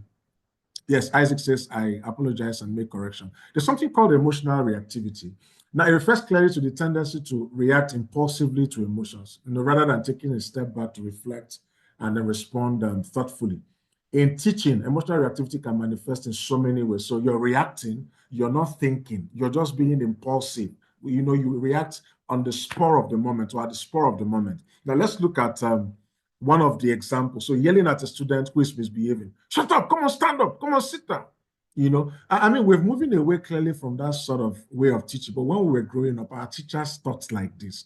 Our teachers intimidated us so much. I can never forget my primary school teacher, primary 6. His name is, I don't even know his real name, but we still call him Mr. Sa. Now, this man, the way he flocks is that he would ask you to, put your knuckles lying flat or whatever it is, and then he would take copper wires, combine copper wires, and then he will be flogging our knuckles. It's still in my head, So that's not how to deal with kids. You don't yell, you don't flog that way. Now, taking a student's behavior personally and feeling hurt and offended. I think it was Ibrahim or somebody who said, students said, my school fees can pay your salary. And then Ken was talking about whether it's a fact or not and how you should have reacted. You shouldn't take students' behavior personally. It's just, that's a child. You shouldn't. And then you start frowning your face when you see the student, and the student notices that you're frowning your face when you see he or she. And then you're also even talking to other teachers about the student. That's crazy. That's crazy. Don't take students' behaviors personally. And then making a rash decision in response to a difficult situation. and all of that. Then we have what is called emotional contagion. All right. Yeah, some teachers still do it, shouting down students, thereby instilling fear in them. You know, let me stick to what Clara has said. You can't instill discipline and responsibility in students by shouting on them or by talking them down. You can't do it. I recall when I finished in Equa Staff School, just those students had the best result in economics in Plateau State after 4 years. This was as far back as 2003. And then EQUA transferred me to EQUA Secondary School, Miango in Jos. Just because of that result, I was transferred to Miango. Now, when I got to Miango, it was a different kettle of fish because that was clearly a school within a village setting. Now, these teachers enter the class every single time you're hearing teachers scream. I mean, they are not intelligent. You're not intelligent. You won't pass WAEC. Look at you. Shame on you. Teachers telling students that. But you know, I took a different route. What I started doing with those SS3 students was every Sunday I'll buy a packet of cabin biscuits, and then I'll buy 2 crates of mineral. I'll share with them. It was a boarding school. Share with them, you know, ask them questions, motivate them. I kept doing that several times for the whole year. And those students had fantastic results in their work. But guess what? They never wanted to relate with the other teachers who were always shouting on them. Don't get me wrong, students can be naughty, students can be funny, but it's the same way we were all students. We were the same. You know, when I see parents shout on their kids and say, naughty kid, I say, you were like that. We were all like this, all right? So don't transfer some of those pains on these kids. Yes, exactly, that's what Clara said. All right, now a teacher's enthusiasm. So we're talking about the emotional contagion. If you remember COVID-19, when contagion is from the word contagious, so something is contagious. When we say something is contagious, what does it mean? Please write in the chat, or you can raise your hand. When we say something is contagious, what does that mean? What do we mean by that? When we say something is contagious? Anybody in the chats? Maybe we'll start asking you to put your school names when you're, so that we know the schools teachers are very active. What do we mean by contagious, please? Can spread. Yes, thank you, Godwin. Godwin, you're very active. Debbie, thank you, Debbie, active. Hadiza, yes, it can be transmitted. Mariam is communicable. Yes, Clara, it means it's transferable. Ibrahim, spread. Folashade, transmittable. Labis is something that is being transferred. Yes, Victoria, transfer. Yes, so when we say, okay, let's look at the last one. Isaac says transmittable. When we say something is an emotional, when we say emotional contagion, we mean something that where one person's emotion can spread to others. It means, for example, in teaching, emotional contagion can manifest in several ways. Yeah, somebody says, Alamba says, affect others. So a teacher's enthusiasm and passion for a subject can inspire and motivate students. I know I said it at the beginning. If you're not excited about what you're going to teach in that class, the students will not be excited. But if you jump into that class with excitement, guess what? The students will also be excited. You will transfer that emotion. You will transfer that emotion. All right. A teacher's stress and anxiety can be transmitted to students, thereby creating a tense and uncomfortable learning environment. Now, what teachers do most times is transfer aggression. They transfer aggression. Thank you, Infinix Hot. I don't know who you are, but you said transferable. Victoria says transmitted. Now, a lot of teachers usually will transfer their stress and anxiety on the learners. Sometimes you're not even conscious of it. Now, it's not just the teacher who they caught on camera assaulting a kid. There are several teachers who flog students, and you hear that the teacher flogged a child and the child passed on. You know, you don't know the health condition of any child in that class. You're not a medical doctor. You don't know where they were the night before they came to class. You don't know what happened to them on their way to school. And then you decide to become a killer. You decide to become the devil. You decide to become someone that is possessed by a little tiny demon, and you start slapping, you start flogging, you start hammering. Now the child dies in your hand. You can't get out of it. That's why we're teaching emotional intelligence, so that when you get to the point where your emotions are boiling, you're able to manage it. You're able to self-regulate. You're able to be self-aware. You're able to relate better with others, whether teachers or students or parents. Yeah. Zufao says transmitted. Now, a teacher's calm and composed demeanor can help soothe and reassure students in difficult situations. So, for example, if there's chaos around you in class, a teacher should be able to manage that chaos and transfer such calmness, to the learners as well. All right. Now, we've talked about several types of emotions. We've talked about the primary emotions. We've talked about, and this includes happiness, sadness, anger, fear, surprise. We've talked about secondary emotions, which includes guilt, shame, jealousy, empathy. We've also talked about several levels of emotional reaction. So we have emotional reactivity, where you're reacting rather than taking proactive steps to deal with issues. So, for example, yelling, taking students' behaviors personally, making a rash decision. And then we talked about emotional contagion, where your emotions are infectious and can be transmitted. Ibrahim says, when a teacher is stressed or having emotional stress and still have to cover a class, how can he manage the class? Now, Ibrahim, this is a fantastic question, but always remember that the way to deal with issues in life, there's a course we teach, it's called the 7 Habits of Highly Effective People. One of the habits of the 7 habits of highly effective, one of the habits of effective teachers or effective people is that you must start with the end in mind. Don't ever get into a situation where you're looking at what is happening at the immediate level. Always look at what is the end goal. What do I want to achieve? I am stressed, which is not easy. My school leader does not understand the pressures. The students are not learning as they should learn. But my end goal is to make sure that these students learn at the end of the day.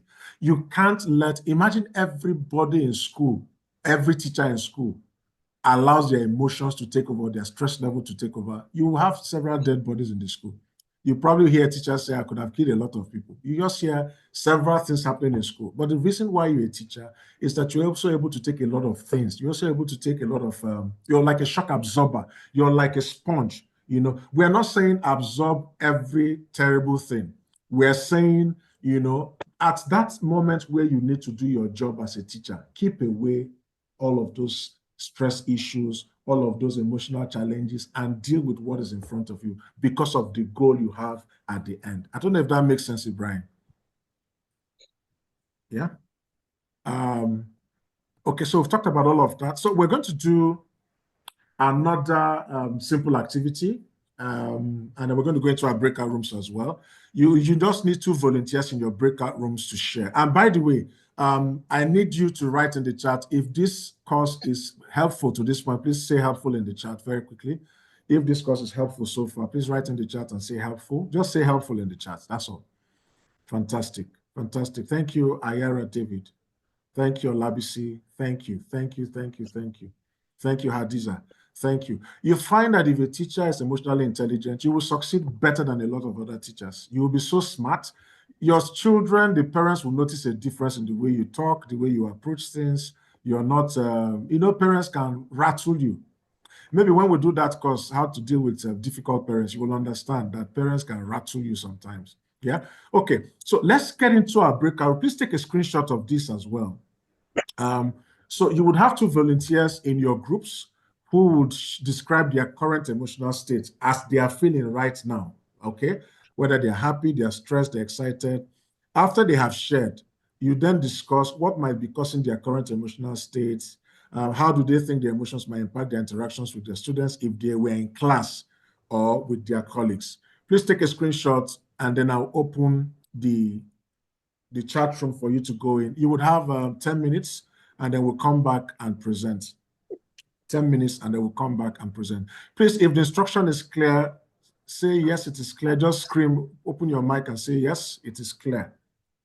Yes, it is clear. Fantastic. So I'll open up the breakout rooms again. All right. Yes, You will. Yes, All right. You will walk in the same. Fantastic. You have 10 minutes. 10 minutes and then you will come back. The rooms are open now. Also remember to select somebody to present for you as well.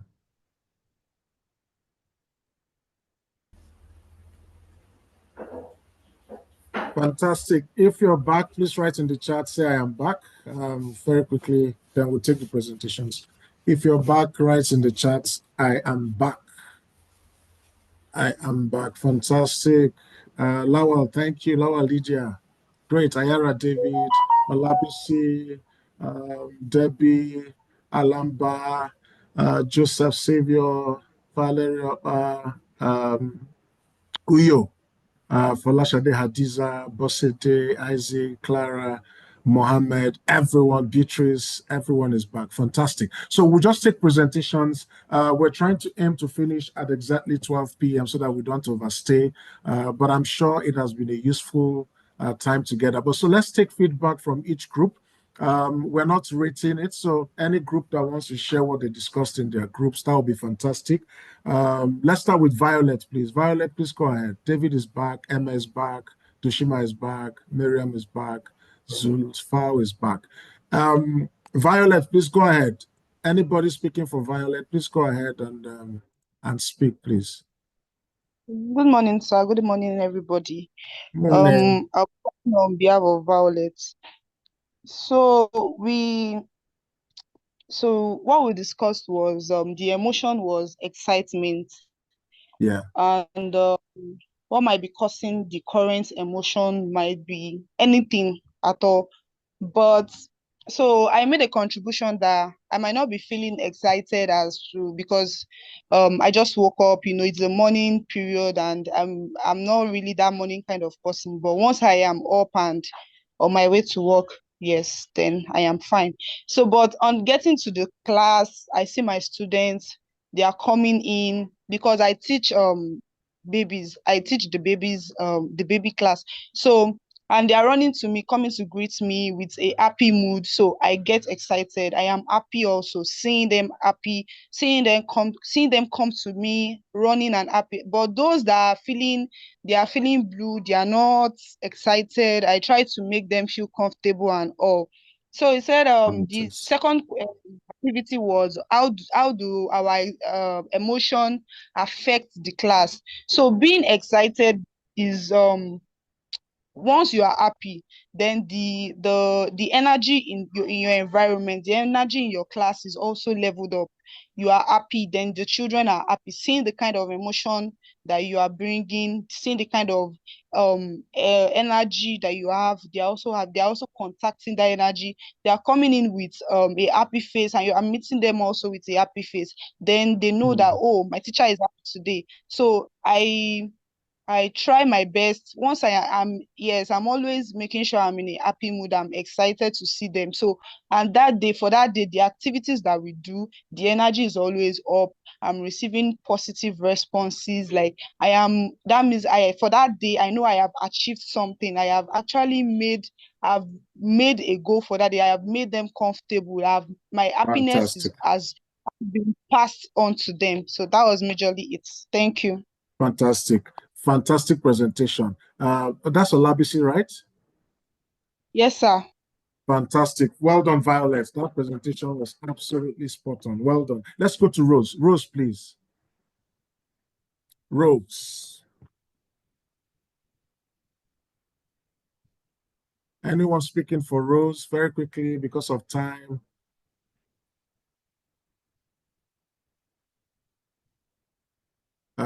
Who are those in Rose? Let's see.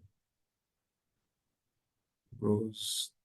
Godwin, Debbie, Isaac, Lawal, Mariam, Rabiu, all of you were in Rose. Anybody speaking for Rose? Godwin, go ahead, sir. Yeah, no. It's not Doshima. We selected 2 people already. Okay, go ahead.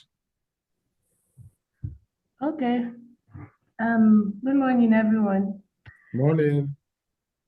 So for me, my emotion at the moment is happy because I am happy that I'm part of this class at the moment. It's something I've always wanted.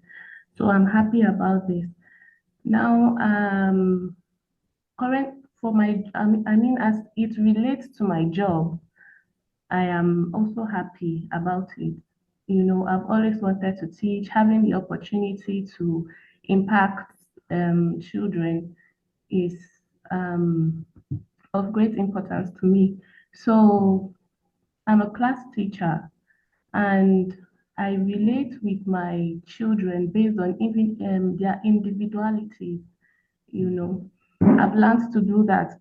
some of them are hyperactive, others are calm.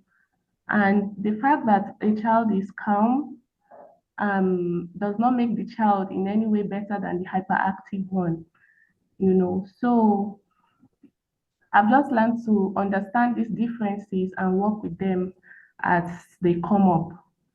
So when I go into class, I go into class excited, and that excitement, you know, rub off on this on my pupils and the students, and the feedback I get from them makes me, you know, happy knowing that I've gone into class and I've been able to impact this knowledge. I see that my pupils and students can understand what I've taught, knowledge passed and impacted, and you know how that begins to show in their day-to-day life also makes me happy. You know, that's Fantastic, that for fantastic, me. Thank you. fantastic. Let's clap for Doshima and Rose Group. Well done, guys. Well done, guys. Fantastic presentation.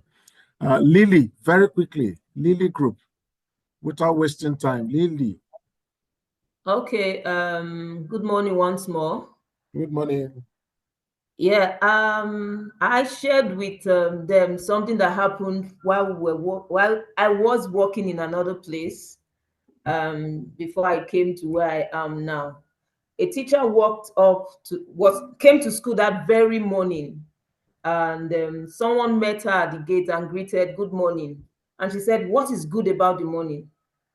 Now, in trying to find out her emotional state, we got to know that she's been going through some challenges because that period, salaries were not actually coming forth. And most times she goes to meet her neighbors to say, "Okay, please help me out." So that very morning, while she was going, they started making comments saying, she's coming again. And so it got to her. So when she came to school, she was really feeling bad. And I said, sometimes we need to share with people what we are going through, and okay, share with people that are going to be able to help us out. Not everybody. You should know the people in your organization and know how to share with them.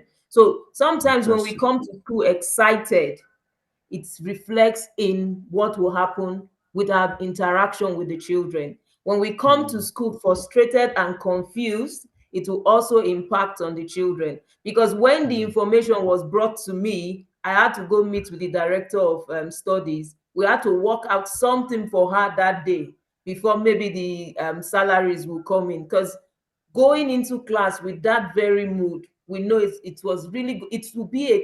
It will affect the children because she didn't come in a good mood. So emotional awareness is very important. When we get to class happy, we're going to be able to relate with the children and be happy, and they will get what we are teaching. But if we are stressed out, there's no way it will not jump up onto the children. Thank you.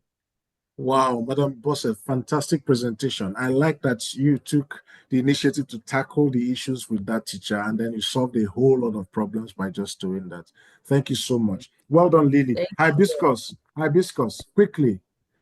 Okay, for hibiscus, we have two speakers, but we'll be very brief about it.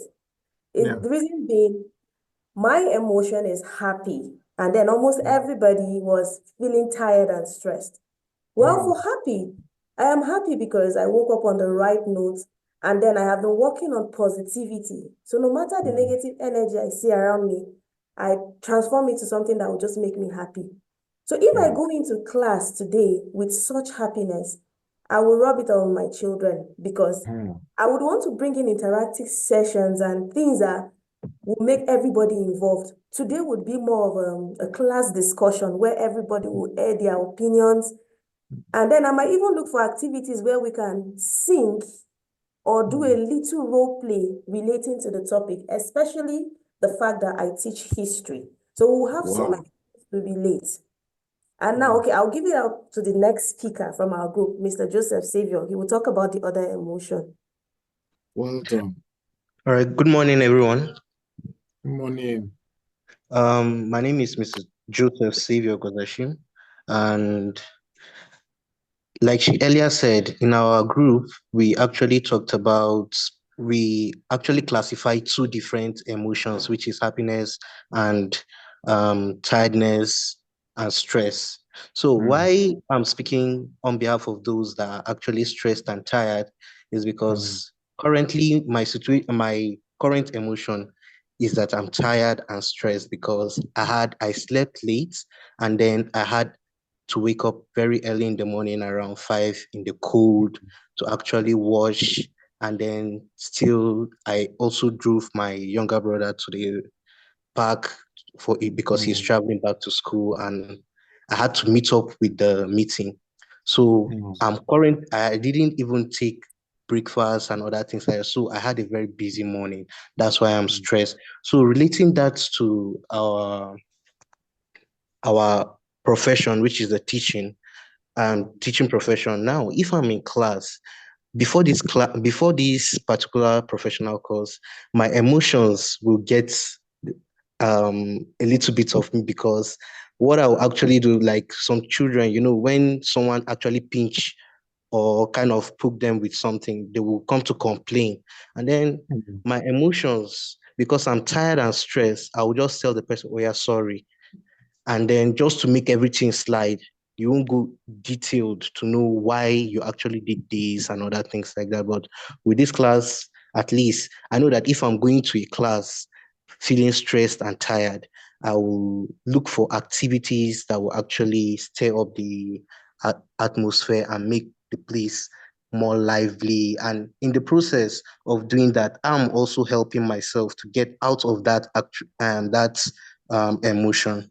So thank you. Fantastic. Well done, Joseph. Your emotion has not betrayed you. Well done, Benedicta. Thank you so much, my Hibiscus group. I think we have all gotten a hold of what it is we're trying to drive across in terms of being an emotionally intelligent teacher. Once you get it correctly, you notice that you're managing emotions, you're managing relationships better, your classroom time is exciting, even working with your leaders or your school leaders, your colleagues, and maybe team, anybody you work with, just find that you're moving very smoothly and work is moving smoothly as well. Now, because of time, I'm going to rush through the next two modules. Remember, it's a 3-hour course.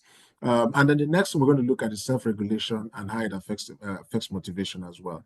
Now, self-regulation, we talked about it, and Kem spoke about, is the ability to manage your own emotions and behaviors to achieve whatever goals you have set for yourself. But let's look at some examples of teachers who have self-regulated themselves or their emotions. So, for example, number one, managing a difficult conversation. So there's a teacher called Miss Rodriguez, fictitious name, but let's assume she exists, who has to discuss a student's misbehavior with the student's parents. Now, she takes a few deep breaths, listens actively to the parents' concern, and then responds calmly and professionally. The opposite of this would have been a teacher saying, Ms. Rodriguez say, I've tried. Your child is not the only child in the school. Your child is problematic. And then Ms. Rodriguez will go, teachers, you guys are beautiful people. You just go to the report card and write in capital letters, very stubborn child, very problematic child, needs to go for deliverance. I'm joking. I don't know if you write that as well in your report. Yeah. But Ms. Rodriguez is taking a different role. She's taking a deep breath. She's listening actively to the parents' concerns, because there will be something the parents will say that you're not aware of, because you're only seeing the child in the class, but you're not aware of certain things. And then you respond calmly and then professionally as well. Now, let's look at other examples of teachers who have self-regulated their emotions. So, for example, handling a classroom disruption. This is Mr. Patel. He's teaching a lesson, and then a student suddenly interrupts him. He pauses, takes a moment to collect his thoughts, and then responds patiently and firmly to the student. You're just talking, as you say, excuse me, sir, that you're saying is not correct. It's not correct. No, it's not correct. How would you respond to such a situation? David, yes. So how would you respond to such a situation? Now, you have to take a pause, collect your thoughts, and then respond patiently and firmly to the student. You don't have to shout. Shouting does not make you superior to the student. Actually, shouting belittles you more. They will just label you, maybe that one where they shout. Until they shout, I beg you, smarty, don't they shout. You don't need that. Yeah. And then another teacher who are self-regulated is a situation where, for example, you're dealing with a stressful lesson. So Miss Lee is teaching a complex lesson, say, for example, in chemistry or physics, and that's not going as planned. She recognizes her growing frustration, takes a brief pause to collect herself, and then adapts her teaching approach to better meet the students. So, for example, sometimes you're teaching and you've used all the magical examples you have, and the students are still not getting it. You're asking them 10 minutes into the lesson, do you understand? They're saying, no, we don't understand. It can be frustrating, but that's where a teacher is a teacher and is effective, where you then begin to look for other ways to pass that information across. Now, what about people who are not regulated, who are dysregulated? Teachers who are dysregulated. So, for example, losing temper with a student. So a teacher, Mr. Johnson, becomes frustrated with a student who is not following instructions. He raises his voice, scolds the student, and creates a tense atmosphere in the classroom. If I slap you, you don't have elders in your village, look at his head. All your family, big head, look at your head. Yeah? And then you create a tense atmosphere in the environment. Some teachers, I don't know if they still do, some teachers behave like this. What is the difference between you and the student who is misbehaving in the class when you're using foul language and then you're not regulating your emotion? Number two of a dysregulated example is, for example, where you're feeling overwhelmed by workloads. You know, some schools overwork their teachers. And I'll say this because you have some school leaders here, and then we have mostly teachers. But I'll say this: if you're a teacher, you know, and you work, you know, they say the reward for work is more work. I don't know if you've heard that before. So if you're an effective teacher, the likelihood that your school leader will believe so much in you equates to the fact that they would also give you more responsibility. But they are giving you more responsibility because they trust in your abilities. But then you then have to manage your emotions. Sometimes you don't know how to tell them no. You just accept every responsibility. But you need to be able to manage your workload. So Ms. Thompson is struggling to manage her workload and feels overwhelmed by the demands of teaching. And then she becomes irritable, short-tempered, and has difficulty focusing on her lessons. Don't go into a class to teach with when you're angry from outside. Don't do it. You will transfer. It's an energy. It's a spirit. You're going to transfer it to the learners. And then your learners are watching you. You're their biggest role model. You're their biggest example. You're the one that they will model their lifestyle sometimes after. And because these children spend more time with us in school than they spend with their parents at home. So be careful how you manage your emotions and then regulate as much as possible. The last one, reacting impulsively to a student's behavior. We've talked about this a lot of times. So students is misbehaving in the classroom, and then Mr. Davis immediately reacts by yelling at the student, imposing a harsh punishment without taking the time to think through the consequences. Always have the end in mind before you take any actions. Is there any question? Because I'm moving to the next module. Any question? Very quickly. Is there any question? If it's clear, just write it's clear in the chat so that I can move on quickly. If it's clear, write in the chat. If it's clear, please write in the chat. Say it's clear. Very clear. Thank you, David. Miriam, thank you very much. Oh, thank you, Labisi. Thank you, Clara. Thank you, Benedicta. Thank you, Victoria, Alamba, Valerie, Debbie, Okere. Thank you so much. Now, let's look at the last module as we start wrapping up. Now, applying emotional intelligence in the classroom, because at the end of, thank you, Muhammad. Thank you, Zufao. Thank you, Doshima. Thank you, Techno J5. And I think there's one more. Isaac, thank you very much. Now, so let's bring this back into the classroom, because at the end of the day, the teacher's first and final bus stop is the classroom. I mean, in terms of when you're in the school, that's your office. That's the teacher's office. That's your shop. That's your Alaba market shop.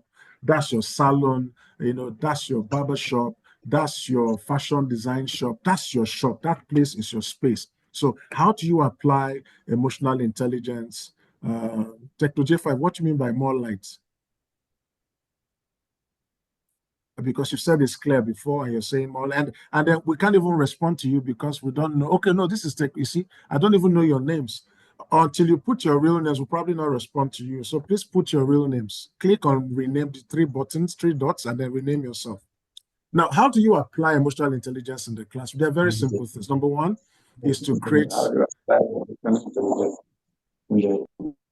Number one is to create a positive and supportive learning environment where your students feel safe, where they don't feel threatened. Don't ever create a classroom where students feel afraid.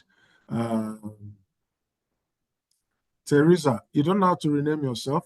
Okay, Teresa, please go ahead. What do you want me to throw more light on, then I'll do it. Please go ahead, quickly.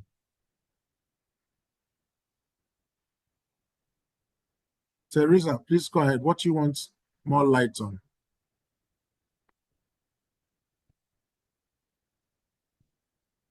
Okay, I can't hear you, but I've changed your name. Okay, let's go on. So number one is create a positive, supportive learning environment. Number two, and when I train school leaders, I tell school leaders that they are the weather condition of that school. What it means is that if the school is falling apart, it's the school leader's fault. If the school is working, it's the school leader's fault. It's the same thing I say to teachers. You're the weather condition of your classroom. If there's joy, it is you. If it's rainy, it is you. If it is cloudy, it is you. If it is sunny in the class, it is you. If it's snowing, it's you. If there's winter, if there's happiness, if there's sadness, you're the one. You're the weather condition of that classroom.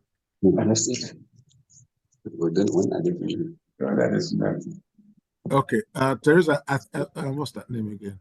Teresa, I think you joined maybe a bit late, so let me just go back to regulation and motivation. We talked about people who are self-regulated. So when you regulate your emotions, you don't allow your emotions take a hold of you and take the better of you, especially if it's a negative emotion. For example, anger. So there are certain things you can do. Now, I've shown you examples of people who have regulated their emotions. So one of the examples is managing a difficult conversation, and that was about Miss Rodriguez. She has to discuss a student misbehavior with the student's parent. You know, when you're discussing students' behavior with their parents, sometimes the parents argue. There's no parent who doesn't see their child as the best child in the world. Every parent feels their child is the most intelligent, the most brilliant, until you test the child and see. And so most parents will come to school defensively, not even to take any information.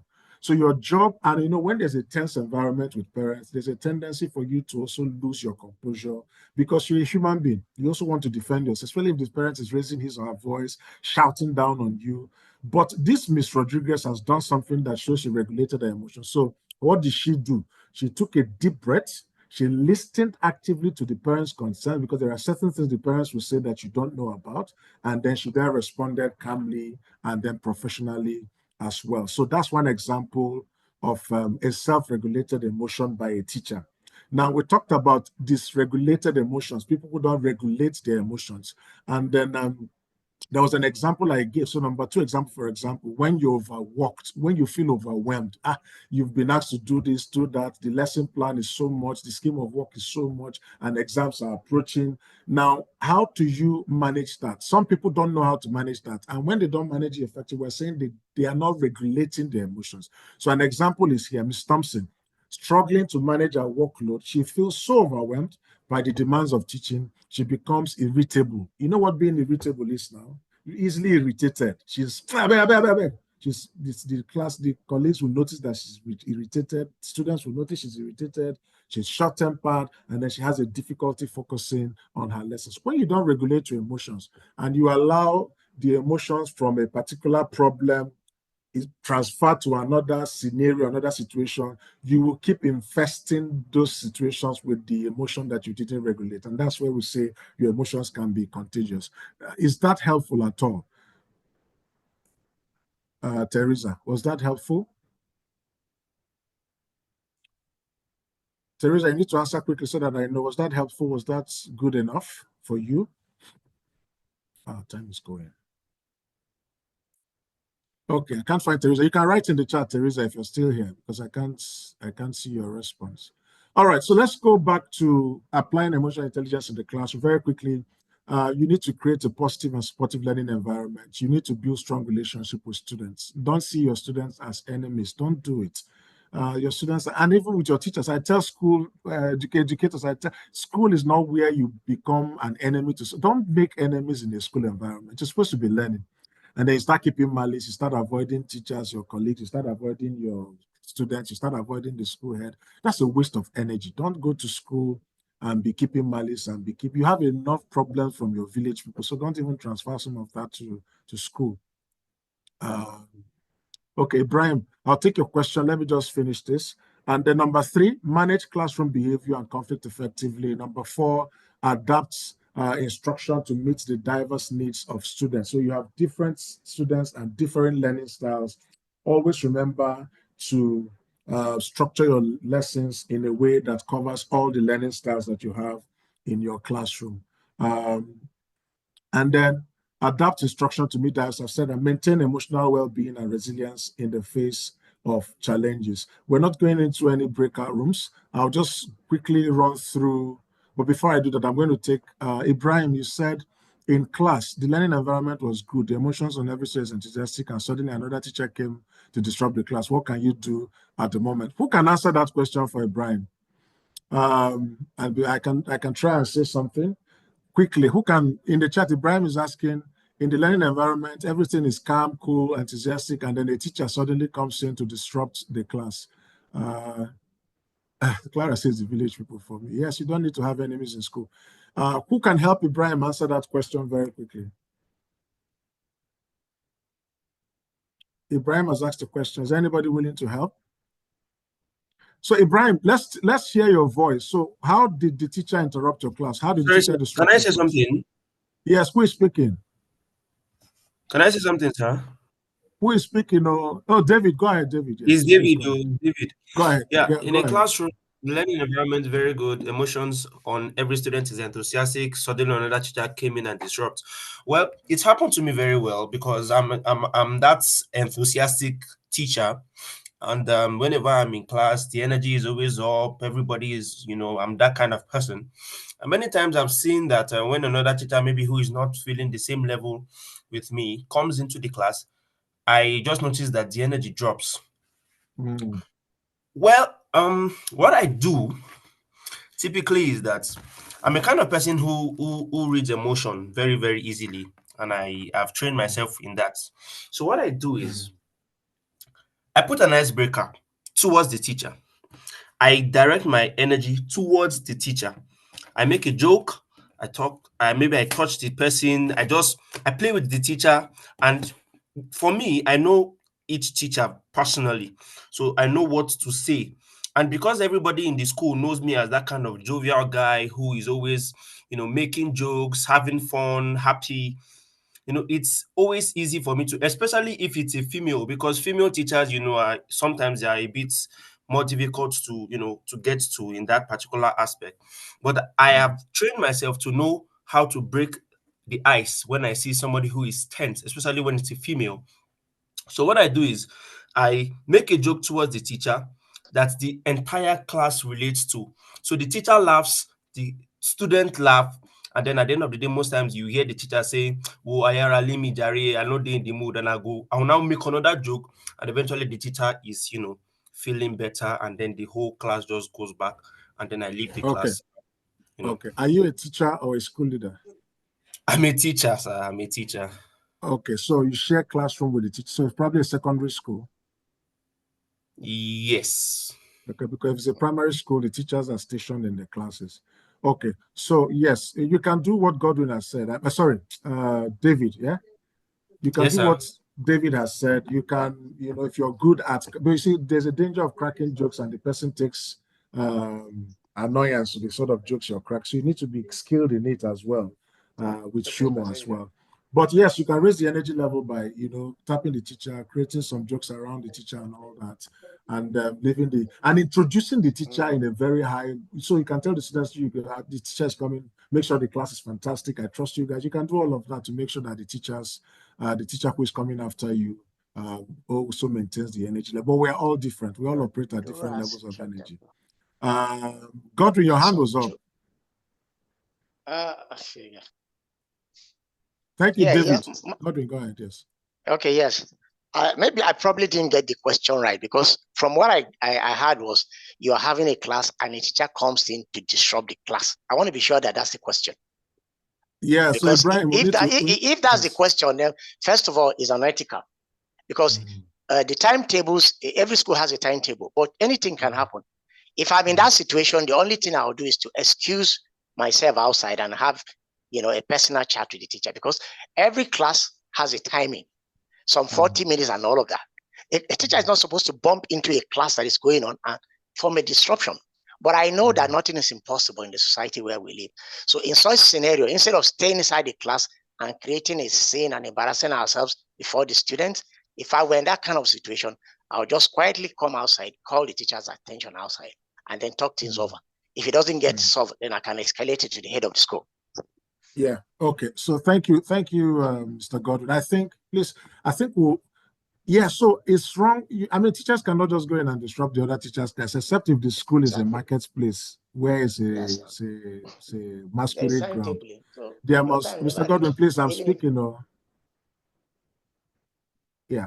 So I think that also is a problem of school protocols. So the school must make it clear that when it is time for your lesson to be over, you have 5 minutes to exit and 5 minutes for the next teacher to come. Those are protocols around how lessons should be run. And no teacher has the right to go and stop another teacher from, doing what he or she is doing, except if the teacher inside is overdoing it. Then you raise it with the school authority, not you taking laws into your own hands. And there are many, your questions are plenty. Not sure I can tackle them now, but let me see. How do introverts typically recharge their energy levels after a long? I don't know. That's not what we're discussing today, so I don't know how introverts will do that.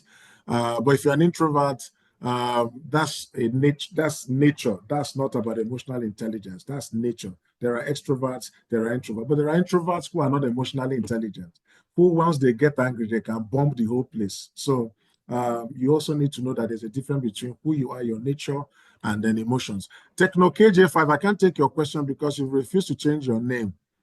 Uyo says, well, you can allow the teacher finish since the deed has already been done, but however, shake it off. After the class, you can speak to, this is emotional intelligence, actually. Thank you, Uyo. Better still, it can be a topic of discussion during the staff meeting if it keeps occurring.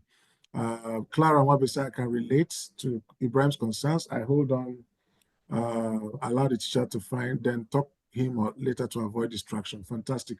Techno KJ5, your hand has to go down because I don't know your name. We gave an instruction to use real names when we join. Okay, so let's quickly start wrapping up. What are the attributes of an emotionally intelligent teacher? Very quickly. By the way, okay, I'm going to announce whether you're getting this video or not at the end of the class. So please hold on till the end. Let's hold on to the end. Okay, so let me just put it on the screen. You can read.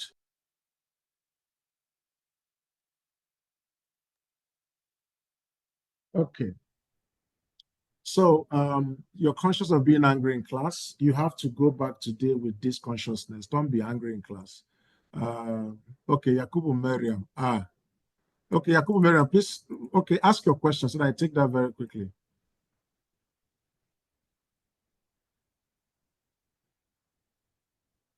Please go ahead. Yes, go ahead. I can see you. Go ahead and speak. Unmute yourself. Unmute yourself. Good morning, sir. Morning. What I understood by a teacher interrupting the class may be in the form of passing an important information to the classroom. Probably while you are on a period of teaching, a teacher may come in trying to pass some information to the student or you in particular. So probably that class is automatically interrupted. Right? Okay, so yes. So that can be that situation as well. But we shouldn't have teachers running to interrupt others while they are teaching. That's what I think the general consensus is. Okay. Yeah. All right. So a teacher should be aware when indisposed for teaching, understand when the learner's poor performance may irritate them, always hold oneself in when provoked in class, accept some mistakes or errors when realized, patient with unintelligent questions and contributions. So as a teacher, you would always hear questions that are not intelligent or contributions that are not intelligent. You don't have to say, are you okay? Where were you when I was teaching it? Look at his head, look at her head. Always be patient. Always eager to learn how to improve performance and they should know when personal feelings favor classwork and uses it. And always tries to cover one's period or lesson no matter what. Try and cover your period and lesson no matter what. You're always attentive to subtle nonverbal cues of learners. You're patient with slow learners. You respect students from varied backgrounds equally. You're alert and enthusiastic in class.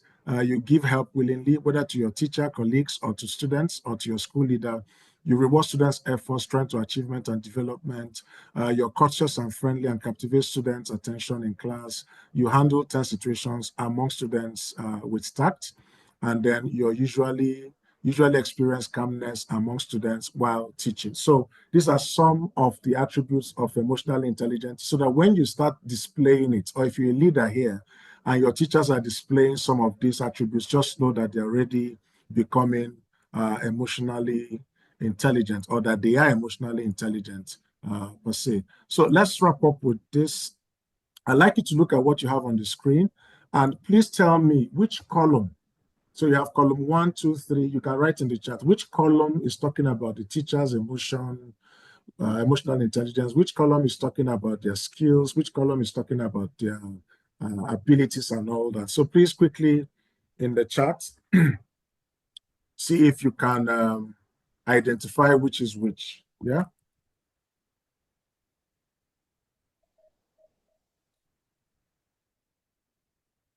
Anybody wants to try?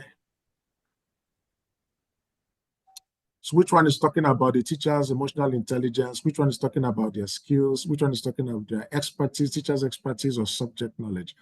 Which one of these is it? Anyone? What do you think? Which column is talking about the emotion? Fantastic. Yes, Clara. Yes. Great. Isaac, go ahead. Your hand is up quickly. Okay, sir. Column 3 is talking about emotional intelligence. Yes. Yes. Column 1 is talking about expertise, and column 3 is talking about professionalism in approach to learning. Yes, sir. Okay. Okay. Thank you so much. Let's see who else. I can see all you've written in the chat. So let's confirm. Let's confirm who is right, and I'm not looking for who is wrong. So let's see. Okay. Let's look at what we have.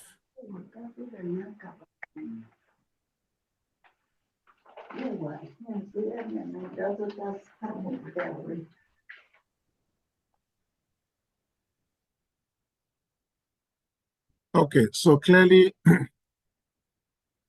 thank you so much, everybody who has written in the chat. Clearly, we can see that column 1 relates to the teacher's expertise and subject knowledge, which is very important.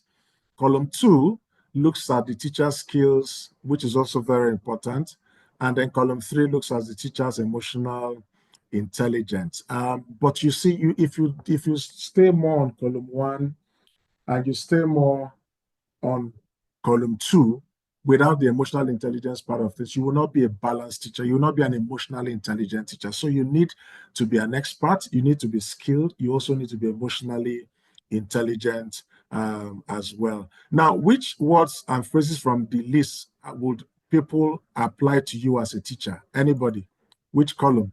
Which words from all of the columns will people? Thank you, Mohammed. Thank you, Clara. Everybody who has written in the chat. Thank you so much. Debbie, David, Victoria, Hadiza.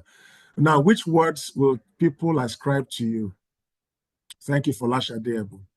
Which words from all of this will people ascribe? Will they say you're responsive? Will they say you're attentive? No, don't say B. Just write the words. Write the words. Just pick any number of words.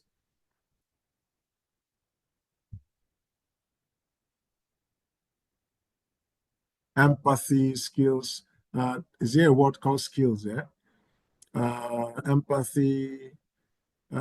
Teresa, pick words, not the column. The instruction is to pick words that describe you, not column.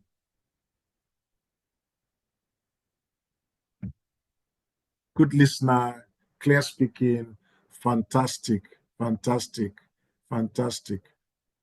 Amazing stuff, amazing stuff, amazing stuff. Well done, guys. Well done.